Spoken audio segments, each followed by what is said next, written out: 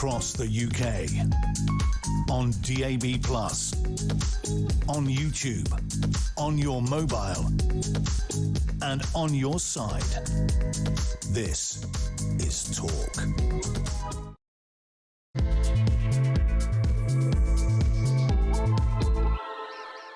A very, very good morning to you. This is Talk, the home of common sense, with me, Julia Hartley-Brewer. It's coming up to 3 minutes past 10 o'clock on this Tuesday morning, and whether you're listening on DAB+ radio or on your smart speaker, watching on YouTube or your connected device, it is fantastic to have your company.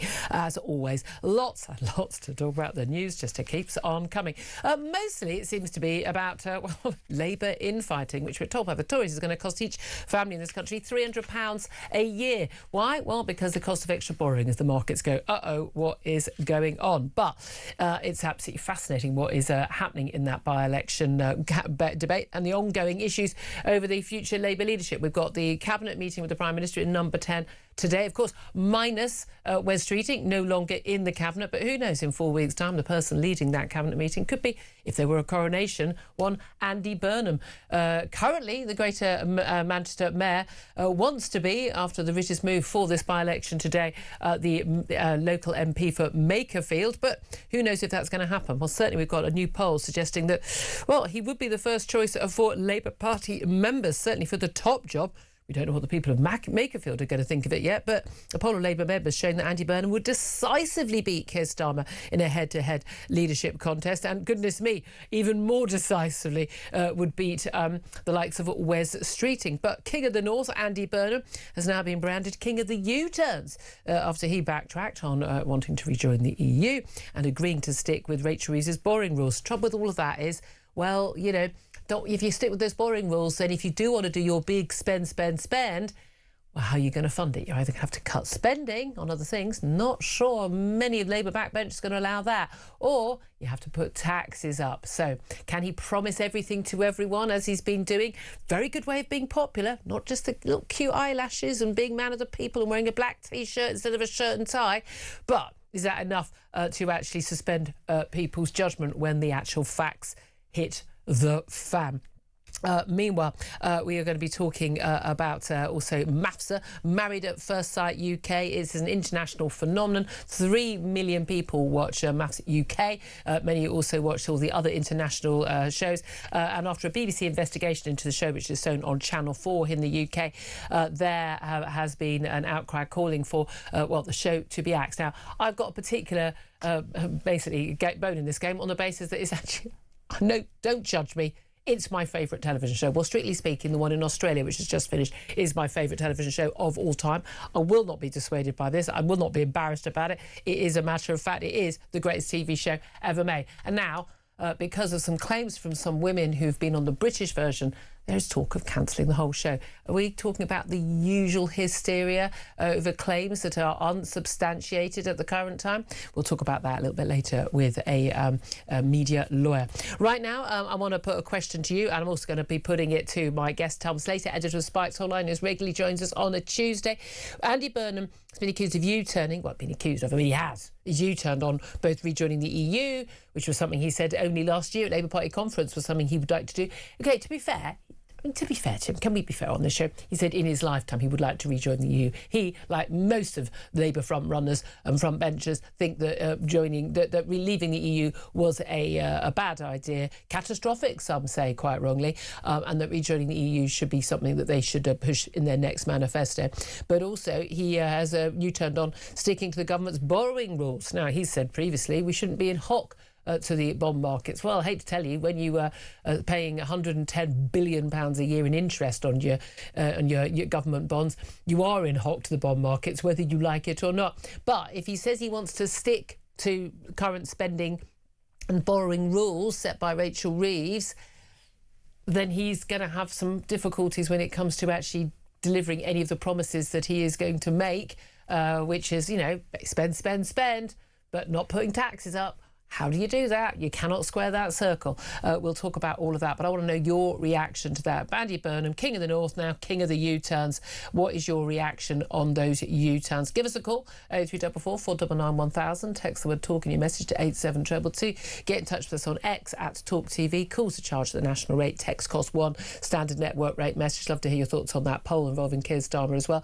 And also, I'd love to hear your calls on Married at First Sight UK. Genuinely, that's what I really want to talk about for the whole 3 hours. I'm not going to lie. Anyway, Tom Slater is here with us, editor of Spiked Online, as I say. Andy, Tom, what is your reaction to Andy Burnham's U-turns? And they are clearly U-turns, aren't they? Absolutely. I mean, I've just made me a little bit nostalgic. It feels like we're back in 2015 when he was last running for the Labour leadership, where he became a running joke because of his flip-flopping. Flip-flop Andy. Exactly, when he lost to Jeremy Corbyn. Andy Burnham has pulled off a remarkable trick in recent years, which is to convince a large section of the commentariat as well as the sort of Labour membership that he's some sort of man of principle and of the left, whereas, you know, throughout his political career, he's kind of gone from the Blairites to the Brownites to the more sort of soft left place that he's in now, and he's been all over the place politically. I mean, he's very much like Keir Starmer in the sense that he's clearly very ambitious, he clearly wants to be Prime Minister, but the specific policies and approaches and postures he wants to take at any one time tend to change. So this U-turn doesn't surprise me whatsoever. I'm more surprised that people who should know better and who write and talk about British politics seem to have mistaken him for a man of principle for about 5 minutes. Which and the thing is, he is a nice bloke. He's got a lovely manner. He doesn't come on the show anymore. Andy, come on the show. He used to come on the show a lot during lockdown. I think he played a blinder there. He's very personable. He talks human. He looks human. He likes his football. He likes a pint. And it's interesting, actually. We'll play a little clip of his sort of Makerfield by-election campaign. Bear in mind, he's not even officially the candidate yet. There's not even officially a by-election yet. But he's already put out a campaign video. It's about 4 minutes long. We won't play the whole thing. We want a campaigning, broadcast here. But again, a lot of it is people coming up and going, oh, Andy. And I actually don't think that's fake. I think people do come up to him all the time and go, all right, Andy, you're one of us. Thanks for sort of looking after us. And he's a very, very popular figure there, the Burnham effect. But let's play a little clip of what he had to say in that campaign broadcast. I knew in my heart politics in this country had to change. And that's what I came back here to do. Cheers. And that is exactly what we have done. Are you behaving yourself? Nice to meet you. You okay? Yeah. Working side by side with business, we built the country's fastest growing economy. You're doing a class job. No worries, Thank man. you. No worries, man. Manchesterism is the end of neoliberalism, the end of trickle-down economics that has left out places like Makerfield. Make no mistake, that means a new path for Britain. I mean, it's great stuff. I mean, it is very slick. It's a nice video to watch. It's not. I mean, most campaign videos by most parties are absolutely painful. I'd say he's up there with Zia Yusuf from the Reform Party in terms of his ability to do a really, really enjoyable, punchy video. And it is interesting, isn't it, Tom, when you look at the polling that's been done, a YouGov survey found that in a direct head-to-head leadership contest, so again, you'd have to be elected as an MP first, you have to be leader of the Parliamentary Labour Party to be Prime Minister. Poll of Labour members found that Andy Burnham would win 59% against Starmer on 37%. That is quite something. I don't know what the other people are doing with their votes. And in a direct head-to-head with Wes Streeting, this is embarrassing. Andy Burnham will get 80% and Wes Streeting 10%. Wes Streeting has not got a chance. This even up against Keir Starmer, people with the party would choose Keir Starmer over Wes Streeting according to this polling. Do you think though? There's an element where Andy Burnham's popularity is because he's not been held responsible since he's been Mayor of Manchester for all the woes of the government. I mean, if you've been in government, you're held responsible for all those U-turns in government and for things not getting better when you promised there'd be change and things would be better, for taxes going up, for that winter fuel allowance, U-turn and all of that. I mean, on all those issues, Andy Burnham's got completely clean hands. As soon as he goes into government, he doesn't. So the EU issue, that's a little fun one, but in his defence, he said in his lifetime he'd like to get back in. But that's the view of most Labour politicians, Lib Dems, Greens, half the Tories as well. Who are we kidding? but on the borrowing rules, I think that's much more significant actually, in terms of the reality of why his support, I think, would collapse very quickly. There'll be a bounce. He'd be very popular for a few months, and then you're going to have to get into these awkward things like budgets.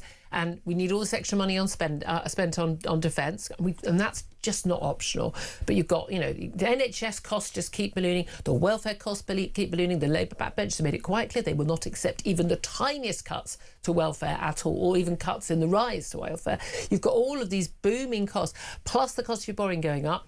Plus, energy prices, and we know we haven't even had the full hit from the Iran conflict. Even if it stopped tomorrow, we're still going to get that hit. When the proverbial hits the fan, he's going to be the one in charge. No, and he's made no credible case as to how he would manage the various crises that we find ourselves in. And there's no one really in the Labour Party who have a coherent argument as to what being a Labour government looks like in a time in which you have these intense fiscal constraints. You have these enormous external events which are snarling up supply chains and sending energy prices You can't be soaring. Blairite. You haven't got the government money. Yeah, precisely. And what does Andy Burnham turn around and say? That, in Manchester they set up a new bus network. I mean, I'm sure it's a perfectly good bus network. I've used it a couple of times when I've been up there. But at the same time, there is no proper strategy. And those comments about the bond markets, whereas, of course, in an ideal world, one wouldn't be in Hopton. The fact is that we sort of are. And to sound off like that just makes you look quite unserious. So, as ever with Andy Burnham, I think so much of this is precisely as you say. His fingerprints aren't over the recent catastrophic Labour failures, but his fingerprints are kind of over the failures of the last government. He was in Westminster for 20 years during the Blair and Brown times, and I feel like there's a lot of, again, kind of misremembering of his record and the positions he might have previously taken. But he said the last 40 years in this video, at the beginning, he's talking in a street in Makerfield saying, the last 40 years everything's been going wrong. Well, he was in government. I mean, he was health secretary, culture secretary. I mean, he had senior roles. He was a serious enough figure that he could run for Labour leadership twice and not get in. But that's the thing. And we've got this latest figures. We've got the claim from Mel Stride of the Tories that Labour case is going to cost every family £300. But I don't think that's actually a stretch of the imagination in terms of when our borrowing costs go up because of chaos. And it was a reasonable criticism of the Tories. When you have chaos and uncertainty, that affects bond markets. And it's not a bunch of spivs in red, in their red, suspender belts. What are they called? They're called suspenders in America. Braces. They're called suspenders in America, aren't they? It's a different kind of thing. I promise you. It's not, spivs going, let's play with the markets. Yeah. They're literally going, what are the odds that you're going to renege on your debt? I mean, that's the reality. And that will cost us extra money. Unemployment figures out today, 5% unemployment. Bearing in mind how many millions of people, and it is millions, are currently claiming some sort of disability, incapacity, sickness benefit, who would otherwise be on those rolls, by the way, but don't count as unemployed because they're not required to look for work. So I've got anxiety or ADHD. I think I feel suicidal today. Instant. You don't have to look for work. You don't count on the unemployment rolls. So God knows how high those unemployment rates actually are. You need a small level of unemployment because that is just people moving between jobs. But 5% is the highest it's been for a long time. Youth unemployment is at 16%, 11-year high. We're going back, to some, the worst times post-austerity. 16% youth unemployment. And again, huge number of young people are currently on disability benefits, claiming these spurious, mental health issues. So again, it's probably double that. Yeah.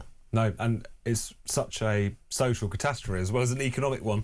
And for a Labour government... It's a personal tragedy. Absolutely. And for a Labour government to be presiding over high unemployment figures is bad enough. But the fact that, precisely as you say, for a very long time, and this happened under the Tories as well, we've essentially had people who are not in work being shuffled from column A to column B, that they're being put out to pasture, often on quite spurious grounds, and therefore they don't show up in those unemployment figures. And again, the Labour Party in general has no answer to this. I mean, this was one of the things that really did it for Keir Starmer, was that rebellion over, I don't even want to call them welfare cuts, it was just trimming the rate at which the pot of money would grow. They wouldn't even let him get away with that. So is Andy Burnham, who is essentially running as... to the left of Keir Starmer, whether that's just positioning or not, we can have an argument about. Do we expect him to tackle that issue? Of course not. That would be one of the first things that he'd capitulate to and insist that, if anything, we probably need more resources to keep people out of work. It's quite extraordinary. Because they've got a bit of anxiety. Meanwhile, by the way, I mean, and this is very much related to this, we have a crackdown because, and this does matter, we have a crackdown by police on dodgy barbers and vape stores and mini marts, and I'm probably car washes. A car wash I went to a couple of weeks ago. I mean, yeah, cash only. Oh, really? Can I see your tax returns? I mean, let's see your annual return for your business. I mean, come on. But this crackdown by a new unit, £30 million fund for this new unit of police officers that is going to be basically led by Britain's FBI, the High Street Organised Crime Unit. I mean, it's been announced by the Home Secretary, targeting money laundering, illegal working and tax evasion. Again, illegal working is a massive issue. When illegal migrants and people who are here overstaying visas or on tourist visas or student visas, and they're working, they don't have the same rights, so minimum wage, so they get to work for lower wages. They push down wages for legal Brits, who have a right to those sort of pay rates. This is all over every high street. Yep. I mean, my local, I've got 3 high streets near me. One of them's very fancy, well to do. One of them sort of, middling, and one of them is, frankly, make sure the doors are locked when you drive through. I'm not going to lie. And that one is just non-stop. Mm-hmm. It's vape store, unlock your phone stores, dodgy barbers. Every single store. Most of the writing is in Arabic. I wouldn't even know what a lot of these stores actually sell, and this is in central London. And basically, there's a report out yesterday from the BBC that they've got, people there taking, a lot of these shops will be taking payments for small boat traffickers. It's just a way of you paying cash. And they're completely and utterly involved in the organised, crime, money laundering world. Is this a shock to anybody? This stuff's been seen by everybody. It's been written about in national newspapers for a few years now. And the police have suddenly thought, we should have a crackdown on this. Seriously, what have you been doing for the last 5 years? Yeah, it's hiding in plain sight, doesn't really cover it where all of these dodgy businesses are concerned. You need to only walk down your own high street, as you described there, where you think, God, the sort of I wouldn't walk down that street. I'm not going to lie. I'll drive down it with the doors locked. The supply of Turkish barbers seems to vastly outstrip the demand for those particular services. Why do when you walk past many of these businesses, they're just completely empty, apart from a couple of people hanging about, maybe with the odd delivery bike but turning over, a couple $100,000 a year. No, exactly. It's just, if you're, and even in smack bang in the middle of central London, various Oxford Street souvenir shops at which you basically go up and sort of name your price, because it's quite clear that maybe this isn't the main business in which they're involved, and that there is something else going on with this money. It's become a bit of a running joke, and it's unfortunate that the police seemingly are looking for credit for tackling something that everyone else has noticed looking for credit for doing your job. But also, again, these are the people who they're involved in people trafficking. They're linked with sex trafficking. They're linked with child abuse, because they're sex trafficking children as well as young women and young men. It's so obvious, and I find it unbelievably frustrating that we're supposed to go, well done, and again it's 30 million quid, and we're looking at a number of police officers, but it's in the dozens of police officers. It's not, guys, just literally street by street, just going. When this local high street, genuinely, when there is a police van going down, suddenly literally the street just disappears. No one's in the street. No one is in the street. Doors are closed. Not open. No one's in the street. And then an hour later, right, everyone's back out again. Come on. Come on. It's hiding in plain sight. It's unbelievable. And we've also had the shoplifting issue. Yeah. That extraordinary video from that JD Sports in I think somewhere in London, where we can play the video where Ilford in East London, where we've got a young bunch of lads with their hoodies on. They're in the store in their hoodies, and then they're running up the escalators. The alarm goes off. All credit, a fantastic bunch of young female shop assistants who grab at them on the escalators, putting themselves at risk. Yeah. They're grabbing the clothes off them at least. Now, they're not, again, we see store guards in your supermarkets getting sacked for doing that. All credit. The girls are absolutely, give every single one of those girls a bravery medal. But again, why is anyone even allowing a bunch of, you've got 5 or 6 lads with the hoods up inside the store? Take your hood off, get the hell out. But they shouldn't have to put up with it. And they know they can get away with it because people don't want to stop them. They'll either have a knife or something like that on them normally. And they know perfectly well they're not going to go to prison. Yeah. We absolutely need, simple as this, we need to be building prison camps, and I mean very basic. When it rains, you're getting wet. And we need to be popping them up, and we need to have all these people are going to be shipped, through the courts, fast track, shipped in. Right, want to play? We need to get these people off our streets. I'm done with it. And I think most of the British people are done with it. Yeah, and we're having to pay the price for all of this. We literally crime to miscreancy. The people who work in these shops are confronted on a daily basis with the hostility that comes from, and also the potential threat which comes from this being completely out of control. And when you see young men carrying on like that, it's clear that they've interpreted, and not without cause, that this behaviour is now tolerated. Yeah. That it's something that is almost a bit of a laugh. You'll go viral for doing it. Oh, All of this stuff is really, really There's no toxic. shame in it. And it's that kind of broken windows theory thing, isn't it? You let the small things slide, and suddenly it builds up into a really unpleasant, crime-riddled picture that people in just this city, we know the story, we know the plot, and again they'll suddenly go, now we're going to have a crackdown on this or that, and you think, what, you should never have got to the point that you needed to crack down. You should have been tackling it all along. If theft, if people having dodgy shops that aren't obeying the rules, which by the way are competing with the shops that are obeying the rules, that are paying tax and paying proper wages and doing everything right, and you are damaging the ordinary citizens. It's not a victimless crime.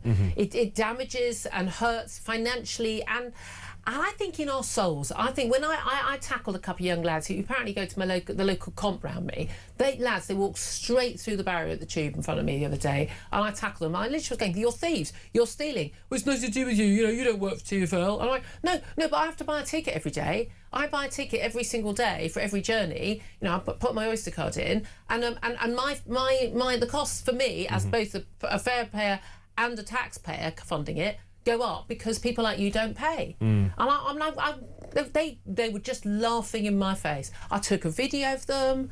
I mean, they told me which school they went to.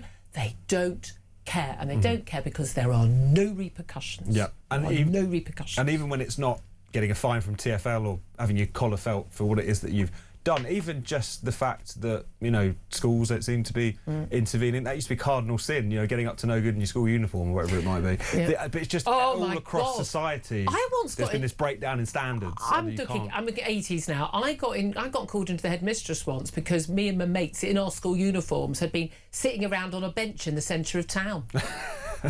I mean, seriously. That was what up to no good. That was what I've got. I mean, literally. I'm my bog standard comp. By the way, I was going to report these kids to their local comp, but given that the local comp had a 12-year-old that was stabbed by allegedly by two 14-year-olds on school premises, I figured they probably wouldn't be bothered about some of their pupils jumping the. I mean, I thought, is this worth my time to write this email? For them, that's a relatively nice problem to have, isn't it? Yeah, they're like, oh, they're the good kids. Oh, apparently, one of them is in lower sixth. He's up for an A in his economics A-level, apparently. I explained to him why the economics of TfL didn't work if no one paid for their tube fare.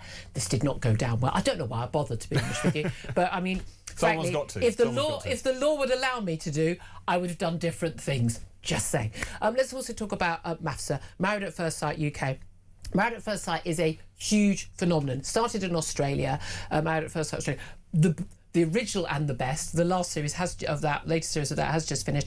I don't care. My husband laughs the hell out of me about this. It's my favourite TV series. I absolutely love it. And I love it because it's fun to watch. It's great outfits. There's lots of... But genuinely, I'm not joking, genuinely, I love people getting together. I love the romance. I love the fact that people can actually get together. There are couples in this series from around the world, America, Britain and Australia and New Zealand and everywhere else, where they've literally got married and had kids and are very happy. Most of them don't, let's be honest. However, it's great fun TV if you like that kind of thing. Even my husband gets sort of drawn into it and says, don't let me have an opinion on this. This is so awful. The BBC have done an investigation into the show. 3 million viewers on Channel 4 of the Married at First Sight UK, and they said that 2 women have told them they were raped during the filming of one of these shows, and a third has described an allegation of of a non-consensual sex act. The argument is that the show did not do enough to protect them. All of the back episodes have been withdrawn from view. There's now a load of people clutching their pearls saying, we need to take this show off reality TV. There's not enough protection for these people. Now, some of these allegations, one of the allegations involves a man, they're having unprotected sex, and she says, don't ejaculate inside me. Sorry for the language at this time of the morning, but that's the reality. And he does. Now, that shouldn't have happened, absolutely. She had to get the morning after pill. I'm not entirely sure how a show's producers can control that. I don't understand. It seems to me, having watched the show, and I think the one man who is definitely identified as being alleged to have committed some wrongdoing, who has denied it. Everyone watching that show that year was going, well, he's absolutely a wrong 'un. He was called out for being a wrong 'un by the show's experts on air.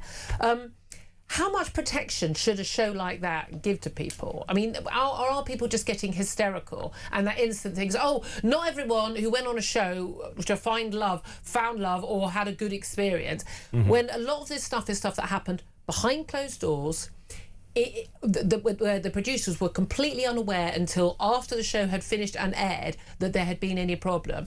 How much responsibility should people have for grown adults and how their personal relationships are carried out? I think this is actually relatively straightforward. If there are serious criminal allegations, those of course should be investigated. If there's any suggestion that a production company or a broadcaster might have turned a blind eye or were part of the problem, they of course should be challenged about that and hauled over the coals. But this kind of reaction that we have at the moment, which is on the one hand to expect television shows and producers to have essentially sort of micromanaged to the nth degree, because these allegations are just allegations, and we should remember because those things always go by the slide. But at the same time, they cannot control for absolutely anything. Horrible things happen in all kinds of settings and businesses and what have you. And no one's gone to the police, by the way. Which is also an interesting dimension to this. And it's therefore this kind of after the fact, knee-jerk, suddenly all the episodes are pulled off of the streaming service. It's just performative, but I think it will end up with, probably more likely than not, more of these shows just not going to air or shutting down because it becomes too controversial or difficult for them to operate. And at the same time, it's not clear to me that this has been a good learning experience in terms of how one deals with these kinds of allegations. I don't think you can deal with something you don't know about, or indeed with two adults who are choosing to share a bed, no one's forcing anyone, choosing to share a bed, and things happen. I think terrible things happen, unfortunately, in lots of relationships. Some of them, people continue in those relationships, and in fact, one of the relationships where the woman is complaining, they were kicked off the show because he was so dodgy. They thought it was such an unhealthy relationship, and she continued to see him for 6 weeks afterwards. What, are they responsible for that as well? I genuinely find this absolutely extraordinary. A TV show that lots of people enjoy is going to be basically pulled from the air because of hysteria, because apparently adults can't be responsible for the choices they make, and I'm really sorry if anything bad did happen. And again, these are allegations, but I'm not entirely sure why that's the responsibility of producers. I really are. And I will say, oh, you're not sympathetic to women. I don't. By the way, a lot of the people who'll be saying this is outrageous, these are people who still don't believe what happened on October the 7th, so they can do one, frankly. But there we are. 10:30 is the time. We're going to take a quick break. I want to hear from you. 0344 499 1000. Give us a call. Let us know your thoughts on all the big stories. Andy Burnham and his U-turns. I'd love to hear about, what you think about TV shows being pulled. I'd love to hear your thoughts on this crampdown, apparently, on dodgy barbers and vape stores. About time too, eh? That's up next. This is Talk.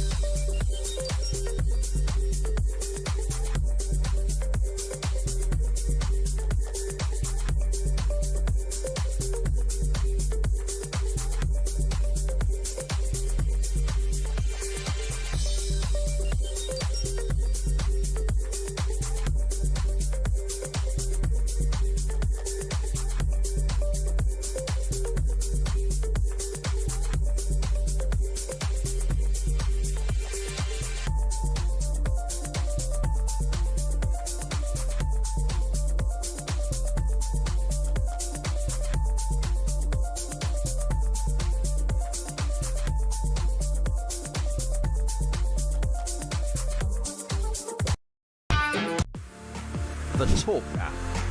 You can watch, catch up and listen to all your favourite shows and podcasts anytime, anywhere, all on the Talk app. Watching and listening to Talk just got easier. There's now only one place for the home of common sense. So head over to your App Store or Google Play and search Talk now.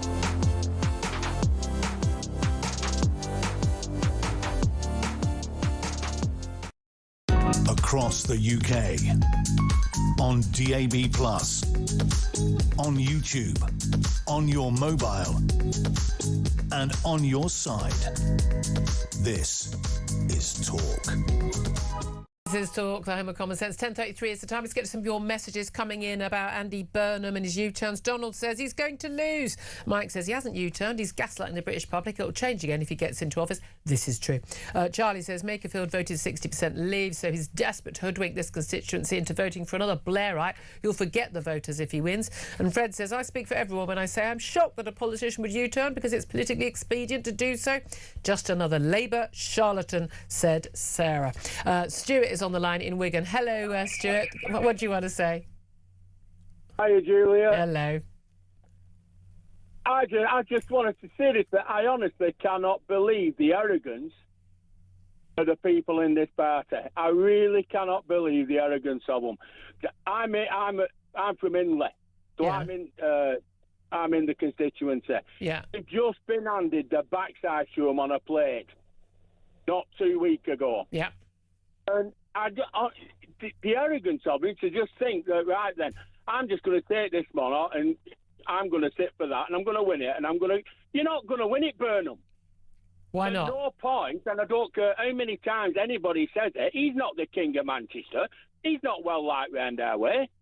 Why not? Not a Why chance not? he's He does seem he's got quite a likeable character, and he does appear to be pretty popular in Manchester. The polling says he is, unless everyone's lying. Yeah, compared to who? Which polls? The polls are Labour voters.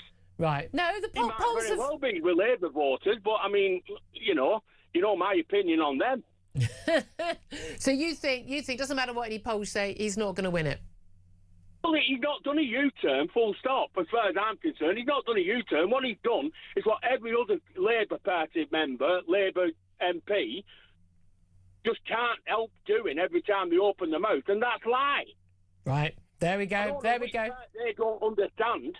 We voted for Brexit.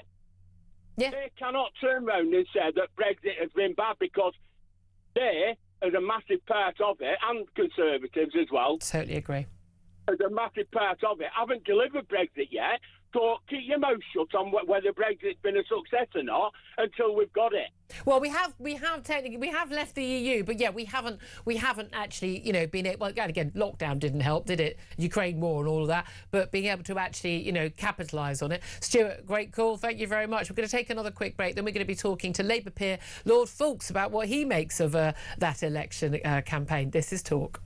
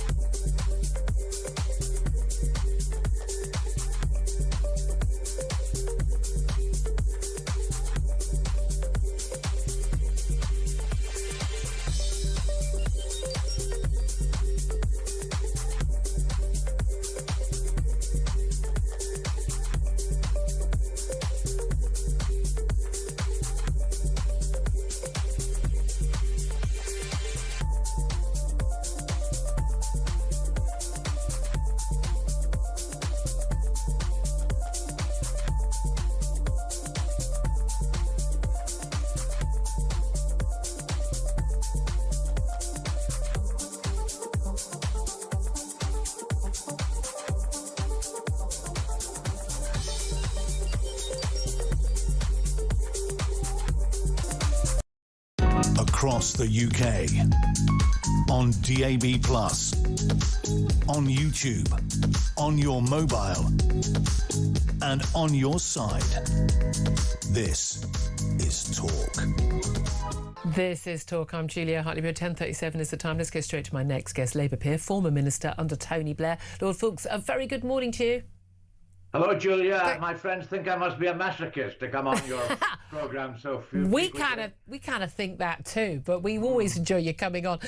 What do you make of these polls suggesting that Andy Burnham would beat Keir Starmer in a straight fight to win the Labour leadership by a long way, 59% to what was it, 37%, and Andy Burnham would also be Wes Streeting, I mean, easily, hands down, 80% to 10%. Does this mean 100%? Like, if Andy Burnham wins the Makerfield by-election, he will be the next Labour leader? I'm very sceptical of all polls, but particularly of this one, because it claims to be a poll of Labour members.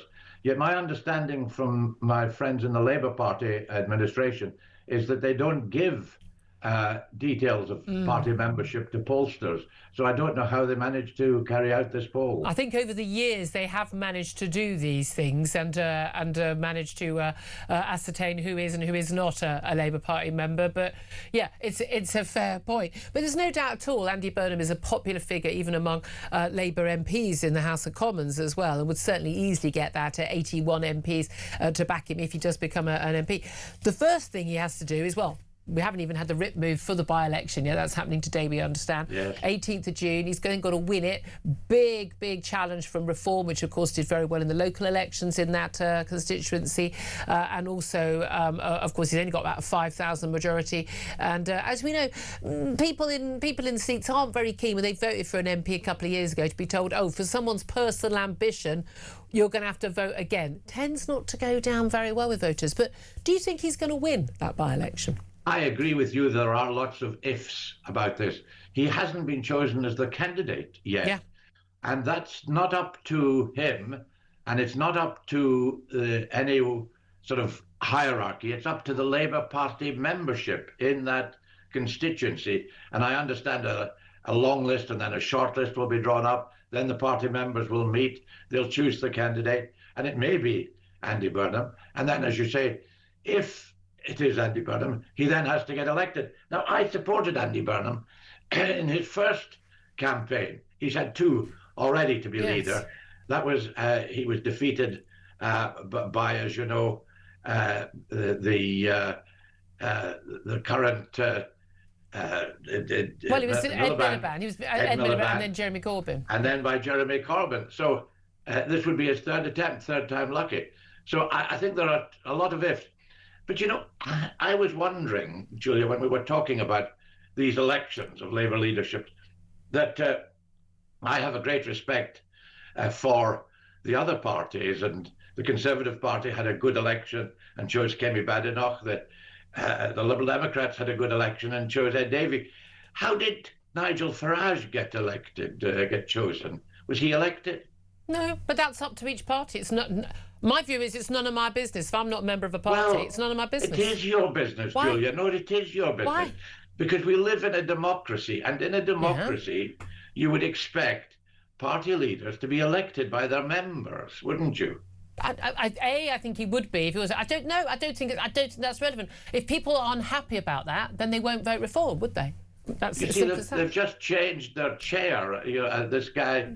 Lee Anderson has taken over from David Bull. Yes. I don't think there was any election for that. I hate to tell you that this is, well, certainly the Tories, it's completely normal. That is a role that is that the party leader decides on. Yeah, but at least the party leader is elected. Kemi Badenoch was elected. Yeah. But Nigel Farage... But Kemi Badenoch's election is a completely different election system from your election system, which is completely different, by the way, from the last election system, from the one before that. How a political party, if a political party want to choose their leader by playing, you know, skimming stones on a pond and who gets the furthest, that's entirely up to them. None of my darn business. It's up to them, but it's something that I think you should take account of. And I also noticed... the voters The voters can take account of whatever they want to take account of, and they can choose. Let's not get silent. I want to talk about Andy Burnham, because you said he's run twice before for the Labour leadership. He's a very popular figure now. Not so popular when he was in government. Of course, he said in his sort of 4-minute long campaign video, and it's superbly produced. It's a lovely watch. All credit to him. The man is a great communicator, but. You know, he's talking about how the last 40 years of failure. Well, he was in government for quite a good bunch of those 40 years, in cabinet. And now lots of accusations that he is returning to his old identity, which he was known as Flip-Flop Andy, where is he a Blairite? Is he on the left? What is he? What does he believe in? And we've seen 2 major U-turns in 24 hours on rejoining the EU, and also on whether or not he'd stick with Rachel Reeves's fiscal rules. And that would depend on, you know, how much you could borrow against taxation revenue. Absolutely. Now here's the thing. He wants to be on the left. He wants to promise, you know, this big regeneration, renationalising everything and all that. Well, that will cost money. There isn't any money. We're already borrowing a fortune. I mean, a fortune. Our interest is a fortune and going up. Realistically, he can't do any of the things that he's been vaguely talking about doing if he doesn't U-turn again back the other way. In which case, how long do you think he would stay a popular figure if he actually became Prime Minister? Well, Julia, you've already just anticipated my point and proven it by everything you've just said, because we all know that if there was a vacancy, if he was elected leader, he would be subjected by you and all of them in the media to the same kind of vicious personal attacks that Keir Starmer has faced. Vicious personal attacks? I'm talking about policy that affects what taxes I pay and whether there's growth and whether, you know, my family members will have jobs in the future. What's that got to do with the vicious personal attack? It's the way you describe it, Flip-Flop Andy and all this kind of thing. That was his nickname. Well, that was his nickname. Hey, you're in the party that rejected him twice, not me. I'm not a party member. Let's not say personal attack. Let's say political attacks. He'd be under exactly isn't it? Criticising someone for U-turning on policy isn't a vicious personal attack, is it? I'm just saying he would be under the same kind of attack. Scrutiny. There have been relentless attacks in the media against Keir Starmer. Keir Starmer... He's had scrutiny. He's been doing a good job. He's been implementing... If he was doing a good job, why is your party trying to oust him as leader? We're not. More and more people are... No, and more people are joining the party to keep him there. More and more people in the party are saying, do you ever look on X and see people posting? More and more people are posting. Real life is absolutely on X, absolutely. Stick with Keir. Well, he's got senior members of his own cabinet who've said they think he should go. We've had 100, almost 100 MPs saying they think he should go, including ministers. We've had a cabinet resignation. There is an absolute... I mean, look, even the latest poll, you say you don't trust the poll, but, says that people would prefer Andy Burnham to Keir Starmer. I mean, have you been living under a rock for the last 2 weeks? No, I thought you were inviting me on, incidentally, to ask about how Hearts were done out of the Scottish League by Celtic, because that's where I was. And I spoke to lots of people about politics as well as football, and a lot of people supporting Keir Starmer. Well, that's great. I haven't been living under a rock. Well, that's great. They should have a word. They should have a word with their local MP. I've been getting out and about. You're interrupting me again, Julia. I've been getting out and about, listening to people. I had dinner with some Labour MPs last night. I've been listening to them. Mm-hmm. Of course, they've got some concerns about certain aspect of the government. But we were elected, and we've for 5 years on a manifesto which Keir Starmer is implementing. And in the latest King's speech, in terms of social housing, in terms of a whole range of other things, we are implementing what was why promised. is he so unpopular in the polls then? Well, because you and the others in the media, most of which are controlled by multi-millionaires living abroad. I'm absolutely controlled. Yeah, I'm absolutely controlled on. I mean, are you under the illusion anyone controls what I say? No one could ever control you. You're uncontrollable. I'm going to take that as a compliment by accident, George. But George, here's the thing. Wait a minute. You're saying that all those people who voted in the local elections and absolutely trounced Labour on May the 7th, were they all victims of this awful controlled media and these vicious personal attacks, and they can't think for themselves? Are they like the idiots who voted for Brexit that you guys in your party don't respect as well? Those idiot voters who don't know what they're doing.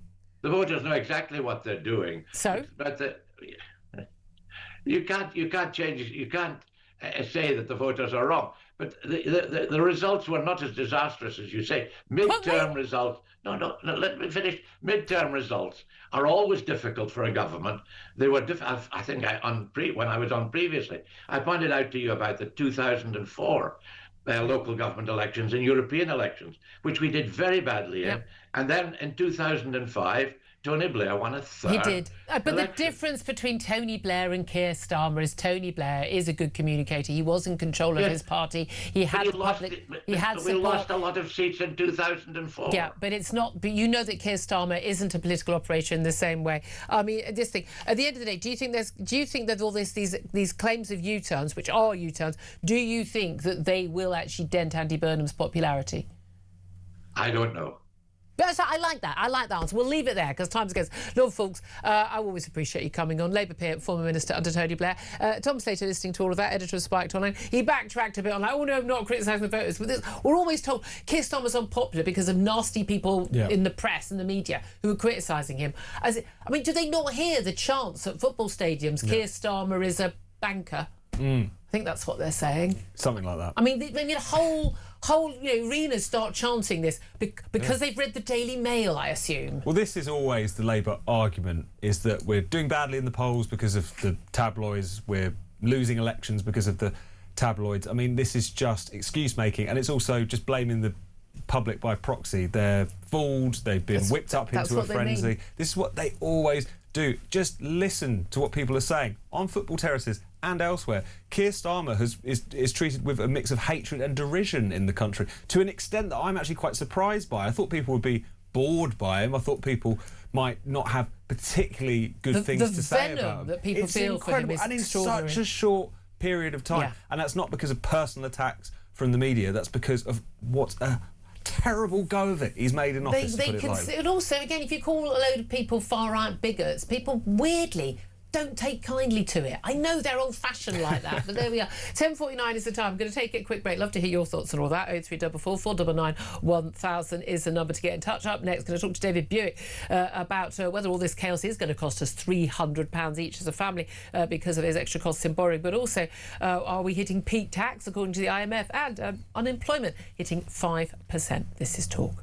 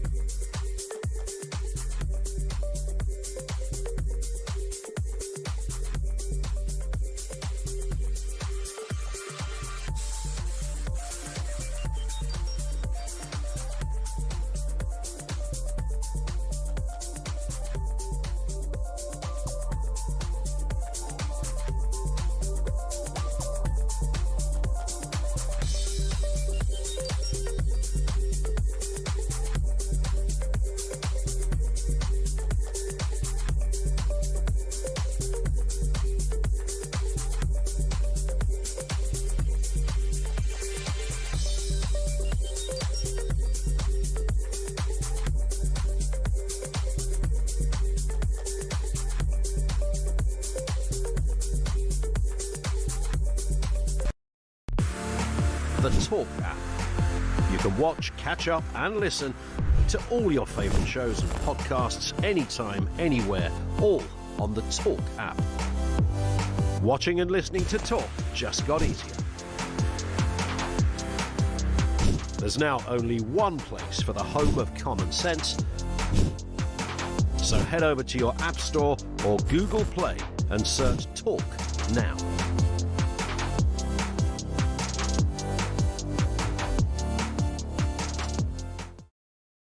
Across the UK, on DAB+, on YouTube, on your mobile, and on your side.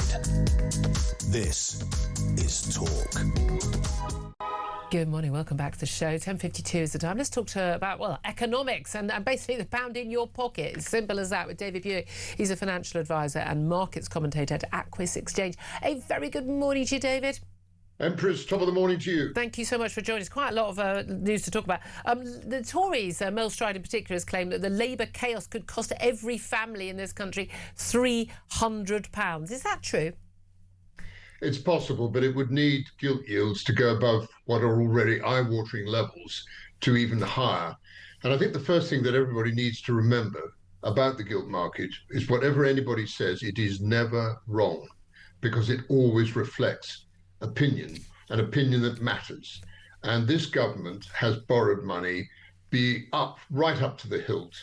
And if I just, without being boring, but just to say, in the course of the last 2 years, the 10-year gilt yield's gone up from 3.85% to 5.07%. Can I clarify? When you say gilt yields, this is the cost, the interest rate that we pay on government borrowing. So correct, let's face it, most of us aren't, living in that sort of world. Yeah. I'm certainly, I wish I was. So that's when the government says we would like to borrow some money, 10, 20, 30 years or whatever, pay back, and we will pay interest on borrowing that money. Our rate of interest that we pay has gone sky high and way above any of our European and other competitors. By a long way. And you see, we've already borrowed £2.9 trillion, and that is up since the days of Ken Clarke, when it was 565 billion. So it just gives you a level of where we're at. In the United States, it's even worse. Yeah. They borrowed $38 trillion, and their 10-year Treasury yield's gone up from 3.66 to 4.61, which is... It's eye-watering. Well, we know. I mean, something like this. The government borrows £130 billion at the moment this year, I think, to fund spending. But 110 of that 130 billion goes straight out on paying interest. Not even paying off our debt. No. Paying the interest on our debt. Just straight interest. Yeah, that's right. So we're borrowing a load more money to pay the interest on that. I mean, I said the other day, we are in absolutely, loan shark territory here. When we're going to have men coming round going, if you don't pay, we're going to start, we're going to claim the Tower of London and go and sell that to pay the money. I mean, we are in very dodgy territory on that front. What do you make of Andy Burnham basically saying originally, we shouldn't be in hock the bond markets, and now he's saying, well, yes, he would stick with Rachel Reeves' fiscal rules. What difference does that make, that U-turn? Well, I think he realises that the market is always right, and that if he makes bold statements like that, which he knows in his heart of hearts are nonsense, that the market will react badly and it'll cost everybody money. And as Mel Stride said, it could be as much as £300 per family in a couple of years' time, which is absolutely catastrophic. I think the thing is what this government doesn't get, and it's going to be even worse under Andy Burnham, because it looks like Labour will turn slightly to the left, is until you deal with the welfare bill and the public sector, you are not going to write this out. The IMF's, whoopee. They've said that our GDP is going to go up from 0.8% to 1% in 2026. Get out the champagne, David. But remember, they've also said in the same breath, boys and girls, you're up to your borrowing limit and you're up to your tax limits before you trash the economy. And that's the thing, taxing people more, whether it's income tax, whether it's VAT, whether it's business taxes, it basically stampens down the economy. We're not going to get any of that growth that we've been promised. But I mean, when we saw evidence of that, didn't we? The unemployment rate has hit 5% today, and that is a hidden. I mean, that hides a hell of a lot of other people who are the young. I mean, it's 16% youth unemployment. That's right, and 100,000 people on the dole that weren't there 3 months ago. Yeah, but also crucially, all the people who were claiming these spurious disability benefits for mental health issues, who don't count on the unemployment rolls because they're not required to look for work. The rate's probably double that in reality. Well, I think the figure that really terrifies me is 9.2 million people are economically inactive. Yeah. That's a huge number of people. I mean, all right, grannies and grandpas and God knows what else. But as a percentage of the total population of the country, it is unsustainable. No, I think that's 9.2 of working age. I think that's working age. People, fine, if you're a student, then you're going to work, or you're between jobs. But we simply, it's unsustainable. I mean, is anyone who is looking at being the next Prime Minister of any party? Is anyone looking like a they get it? Because I mean, I was only half joking. I wrote a column in the Sun on Friday, basically saying we should just go to hell in a handcart and just go straight with Angela Rayner and somebody who absolutely doesn't get it, spend a load of money, borrowing goes sky high, the economy collapses. Let's get it over and done with, because at some point we're going to have the reality check. But the trouble is, if it was just us in isolation, jokes aside, you probably have a case. But when you realise that the rest of the world is not in a particularly good state, I mean, even a country like Japan is drowning in debt, and they're very keen on this. The one thing I will hand to the European Union, there's not much I'll handle to them because their economy has been a shambles in the last 5 years. They have kept their borrowing costs down. And I give France hasn't. I'll repeat myself. I didn't mention France. I mentioned the European Union as a whole bunch. Right. And that is actually down to Christine Lagarde. And I think she's actually done a very good job. But you're 100% right about France. But I don't think I really want to individualize too many people. I think areas are terribly important.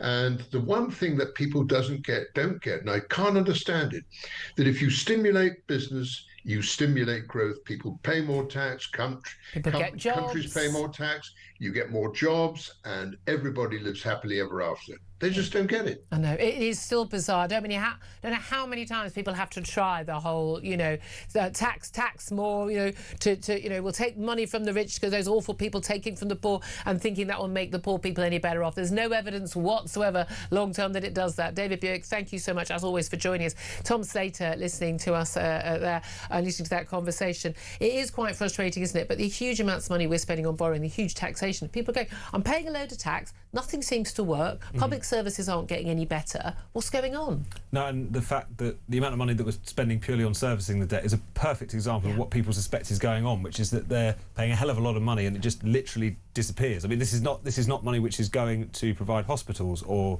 Bobby's on the beat. This is money that is purely trying to keep us ticking over in relation to our debtors. And we're so exposed now that it wouldn't take much for us to get in very deep economic waters. This is something that is kind of always hinted at in our political debate, but I think the full seriousness of what could happen, I don't think most of our politicians get it. And I include all the parties on that. I don't think they get it. And bearing in mind, the Tories saying they sort this out. Tories helped get us into this mess over the last few years. Again, it would have been worse under Labour because Labour wanted more lockdowns and more money spent. So, there we are. So much more to talk about. I'd love to hear your thoughts, particularly on flip-flop, Andy and his U-turns on the EU and borrowing. Give us a call, 0344 499 1000 is the number to get in touch. This is Talk.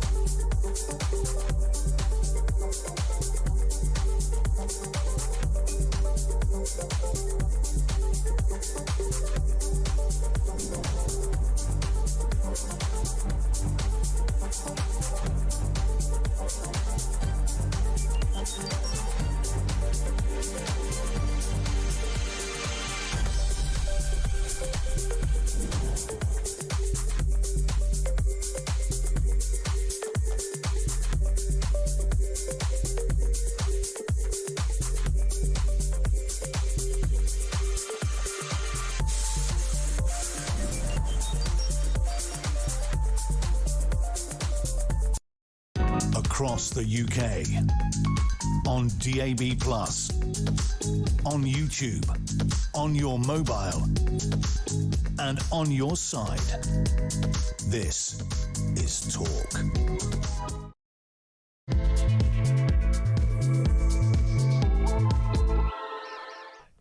Very, very good morning. Welcome back to the show. Fast approaching 3 minutes past 11 o'clock. This is Talk. We are the home of common sense. And I'm Julia Hartley-Brewer. Thank you so much for joining me, whether you're on DAB Plus Radio or your smart speaker watching on YouTube or your connected device. I really appreciate you being here. If you've missed anything from the show already, don't forget to go to my YouTube page, Julia Hartley-Brewer Show. Hit subscribe and you never have to miss anything.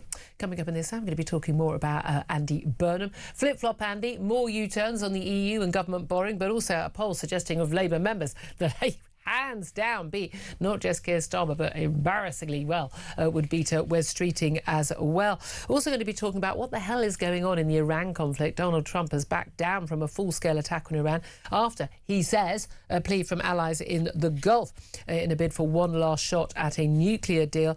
Plus a crackdown by the police on dodgy barbers, vape stores and mini-marts in a £30 million crackdown led by Britain's FBI. I mean, why did no one think of this before rather than letting that level of criminality blatantly, openly on all of our high streets explode like that for years? Quite extraordinary, but there we are. Delighted to say joining me for the show today is editor of Spiked Online, Tom Slater. Morning to you. Morning. Put the question to you that I've been putting to the audience today. Obviously what I really want to talk about is Married at First Sight UK. That's what I want to talk about for the whole of the next 2 hours, but they won't let me. I mean, I could if I wanted to, but I have a funny feeling you might all switch off. But I would love to hear your thoughts on that BBC investigation and the women who have claimed that two that were raped, one a sex act that she was not comfortable with, and criticism of the producers and of Channel 4. But I'd love to hear your thoughts on that. But in particular, I want to talk about Andy Burnham, accused of U-turning, because he has, on rejoining the EU, but also he says he'll stick to the government's borrowing rules. It's all part of his bid to win the Makerfield by-election, become Prime Minister, bearing in mind that by-election hasn't even been called yet. It will be on the 18th of June, and he hasn't even become the Labour candidate yet. Oh, yeah.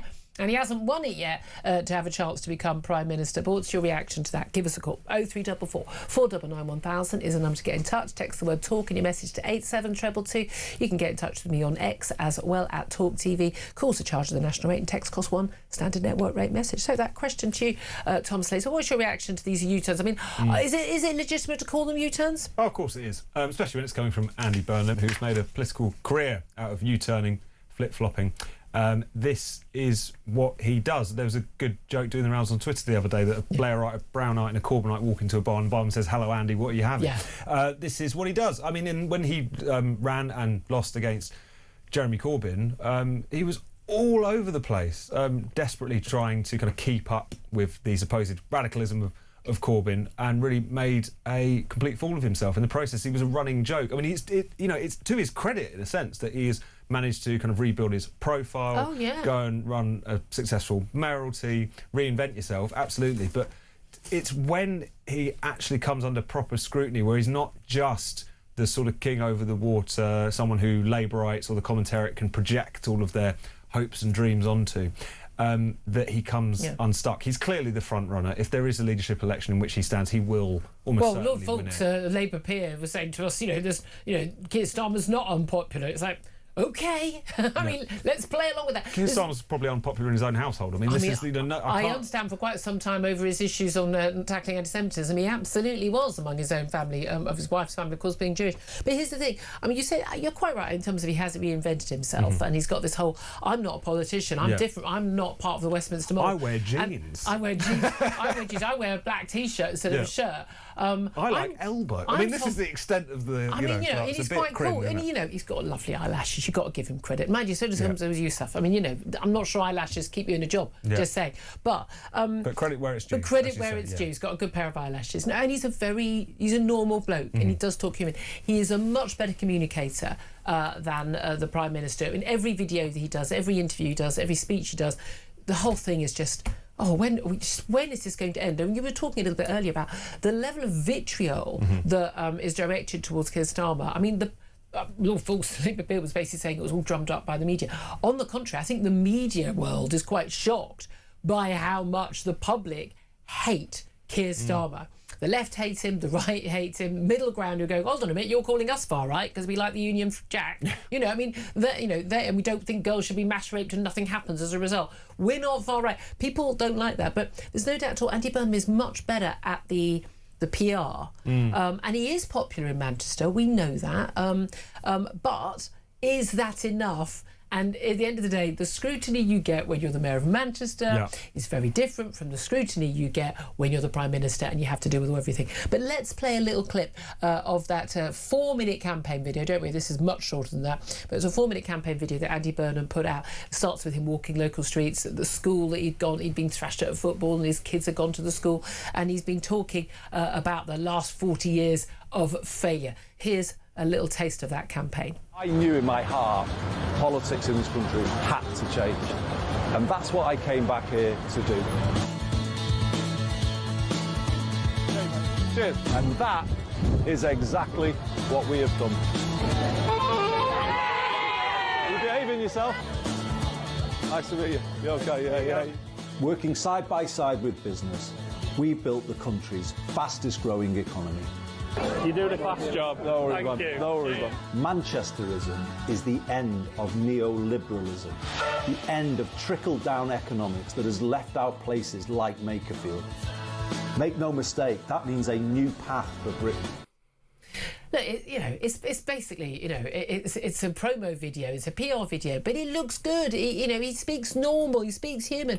The reality is, when it comes to what he would do differently, that's the question. Yeah. He's very much pitching himself. He's no longer the Blairite. He's pitching himself as the soft left. Like, he's not Corbynista. He's not a complete lunatic, but he wants to turn the country to the left, and that is absolutely where Labour voters are, or Labour Party members are, and it's absolutely where Labour MP backbenchers are. Yeah. But the reality of it, it's very different, isn't it? He's already had to backtrack on in U-turn on this EU thing.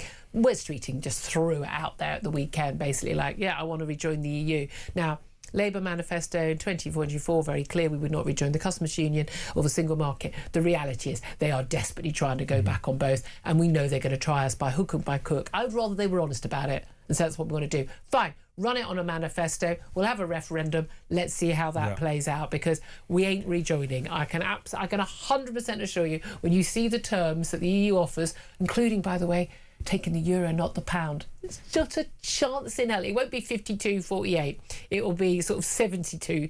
I mean, seriously. But I mean, I'm happy to play if you want to have a democratic vote.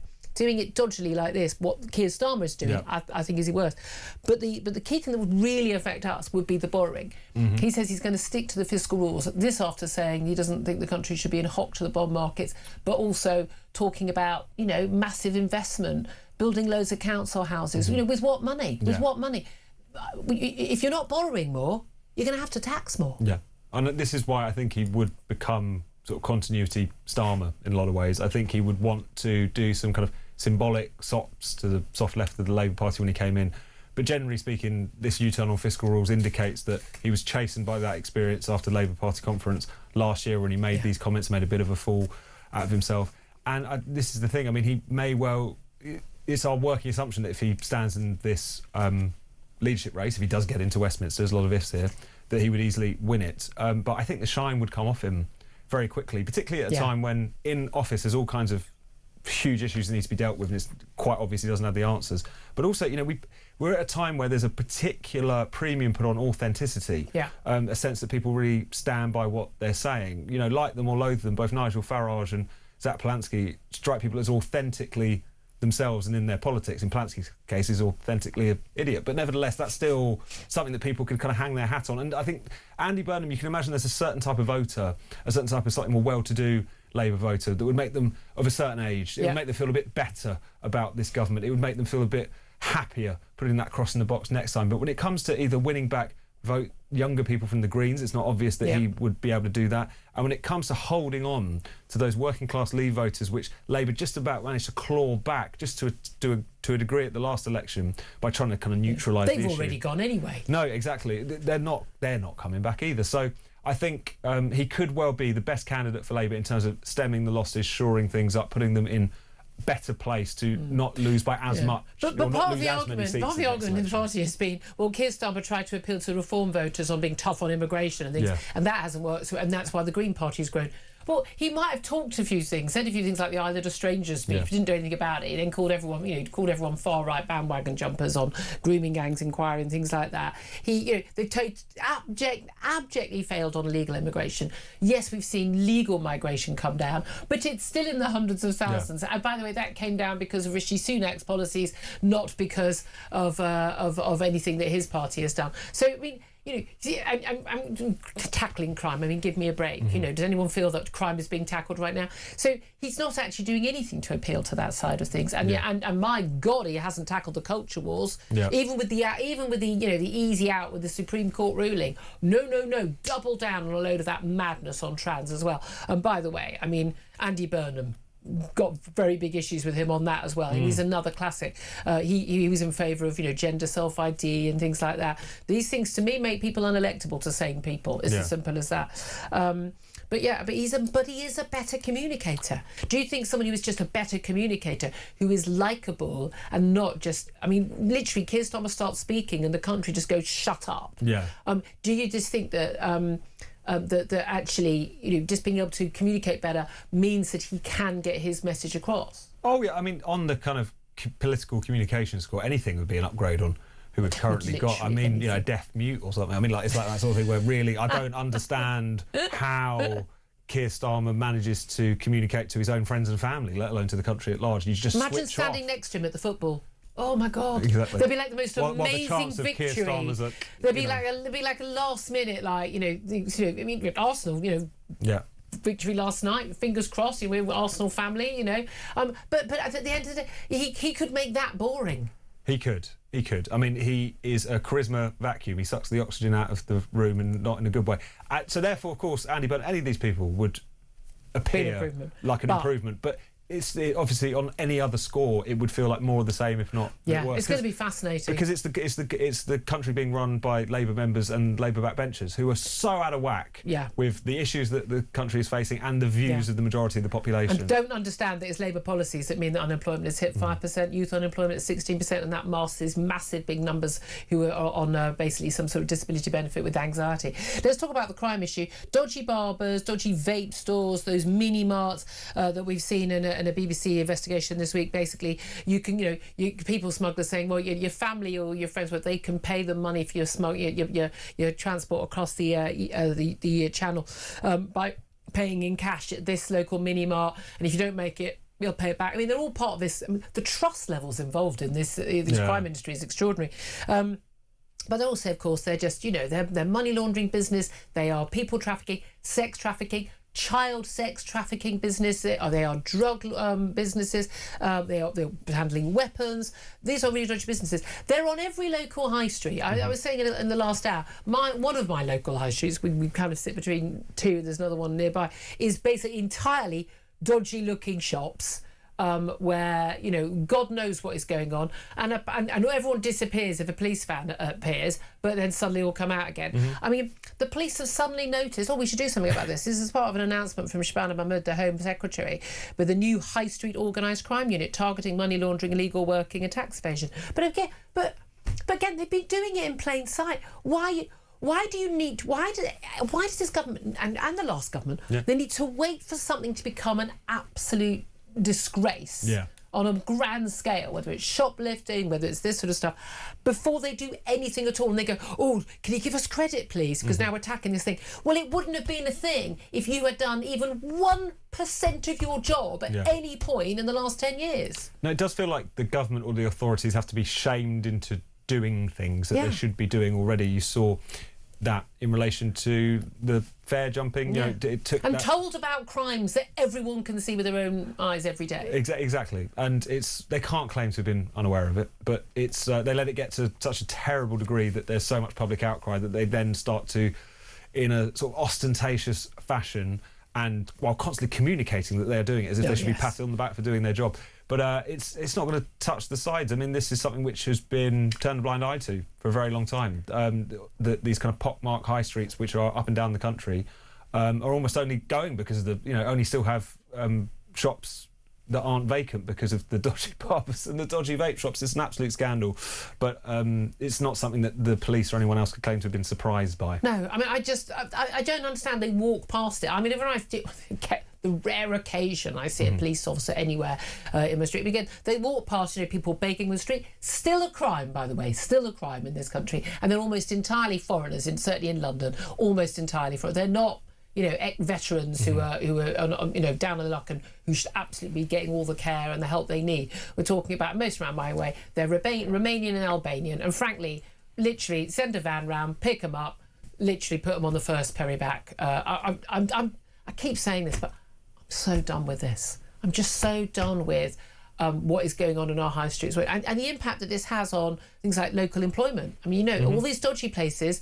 when everything's dodgy, there's no your teenager who's looking for some experience working in a shop like we would have done, they can't get a job in these places because they're too dodgy and they're not hiring. They're not paying legal minimum wage, they don't do things on the books, and they put the legitimate shops out of business. And that's what they do. It's like pubs, people getting their booze, stolen. Again, the shoplifters steal to order. They're not mums who can't afford baby milk, Yeah. They're stealing to order, and then they're selling it around the back of these shops. I mean, it's circular. It's all going on, and it's happening in plain sight. And the police are going, oh, we've just noticed this because it's been in a couple of double-page spreads in newspapers, or the BBC's done an investigation, and now we're going to tackle it. What were you doing? You're not investigating sexual assaults. You're not investigating shoplifting. You're not investigating people trafficking. You're not investigating burglaries. I mean, when was the last time a police officer turned up when you had a burglary or your car stolen? What are you doing?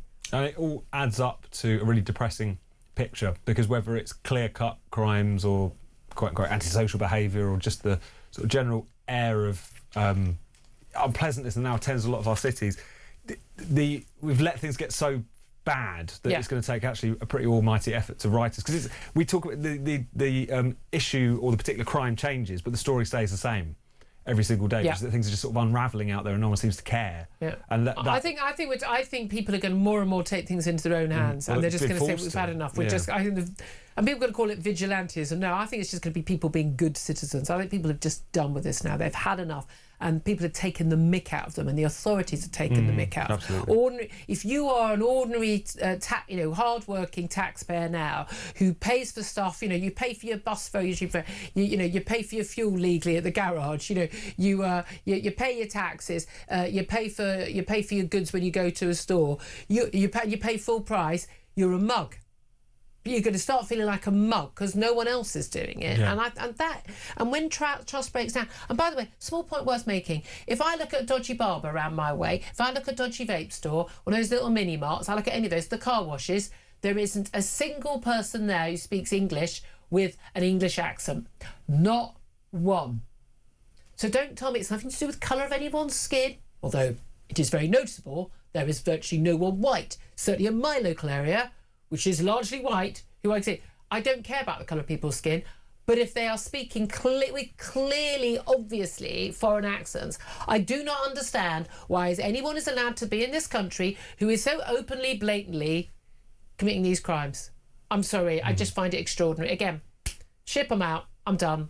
And I think most people feel the same way, I really do. By the way, related to that, extraordinary case of a Malaysian migrant, Erin Ong, who's going to get compensation. She didn't have a work permit. She was only on a visitor's visa, but she got a job managing a hotel in Britain. How she did that, because I don't know why they're hiring someone without proof that they can work here. But she's from Malaysia, she's a migrant. No legal right to work in the UK. She, extraordinarily, took her case. She claimed that she faced discrimination. She was made to work in conditions that aggravated her asthma, I kid you not, and was required to show her passport. She was sacked for refusing to move accommodation. She went to an employment tribunal despite having no legal right to work in this country. She's going to get compensation. What is going on? What is going on? She should have gone to the authorities, and on day one, they should have shipped her out. Yep. Off you go. Planes to Malaysia, bye. And don't come back. This is like something you and I made up to have something to talk about. I mean, it's so cartoonish, isn't it? But these stories are 10 a penny these days. Non-stop. And people have had enough of it. And I think people do feel like this is another example where they are being taken for bugs. People assume that if you do the right things, that the government will look after you. Yeah. Meanwhile, they see the government, the authorities, the legal system looking after people who not only do all the wrong things, but have no right to be here in the first place. Absolutely. It's amazing. Just finally, I want to talk about the Married at First Sight UK. We've got 3 brides who've been on a recent series. It's a huge series. 3 million people watch it in this country. It's a spin-off of the biggest one, which is Married at First Sight Australia, which is the best, the first and the best. But these 2 women claim they were raped during the filming of their series, and a third says she's described an allegation of non-consensual sex act. They say the show didn't do enough to protect them. Channel were aware of some of the allegations, but certainly not all before broadcast. Certainly they were not told that the women had been raped before broadcast. These women, again, have alleged rape. In one case, their partner has been named and they have been named. They've chosen that in terms of the sexual allegation. But again, no one's gone to the police. A lot of this happened, obviously clearly happened, behind closed doors. The producers were not aware at the time that there were any particular issues.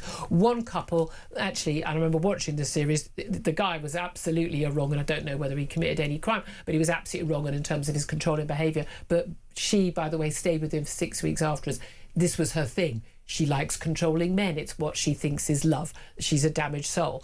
But I think anyone watching the series would have seen there was a problem there.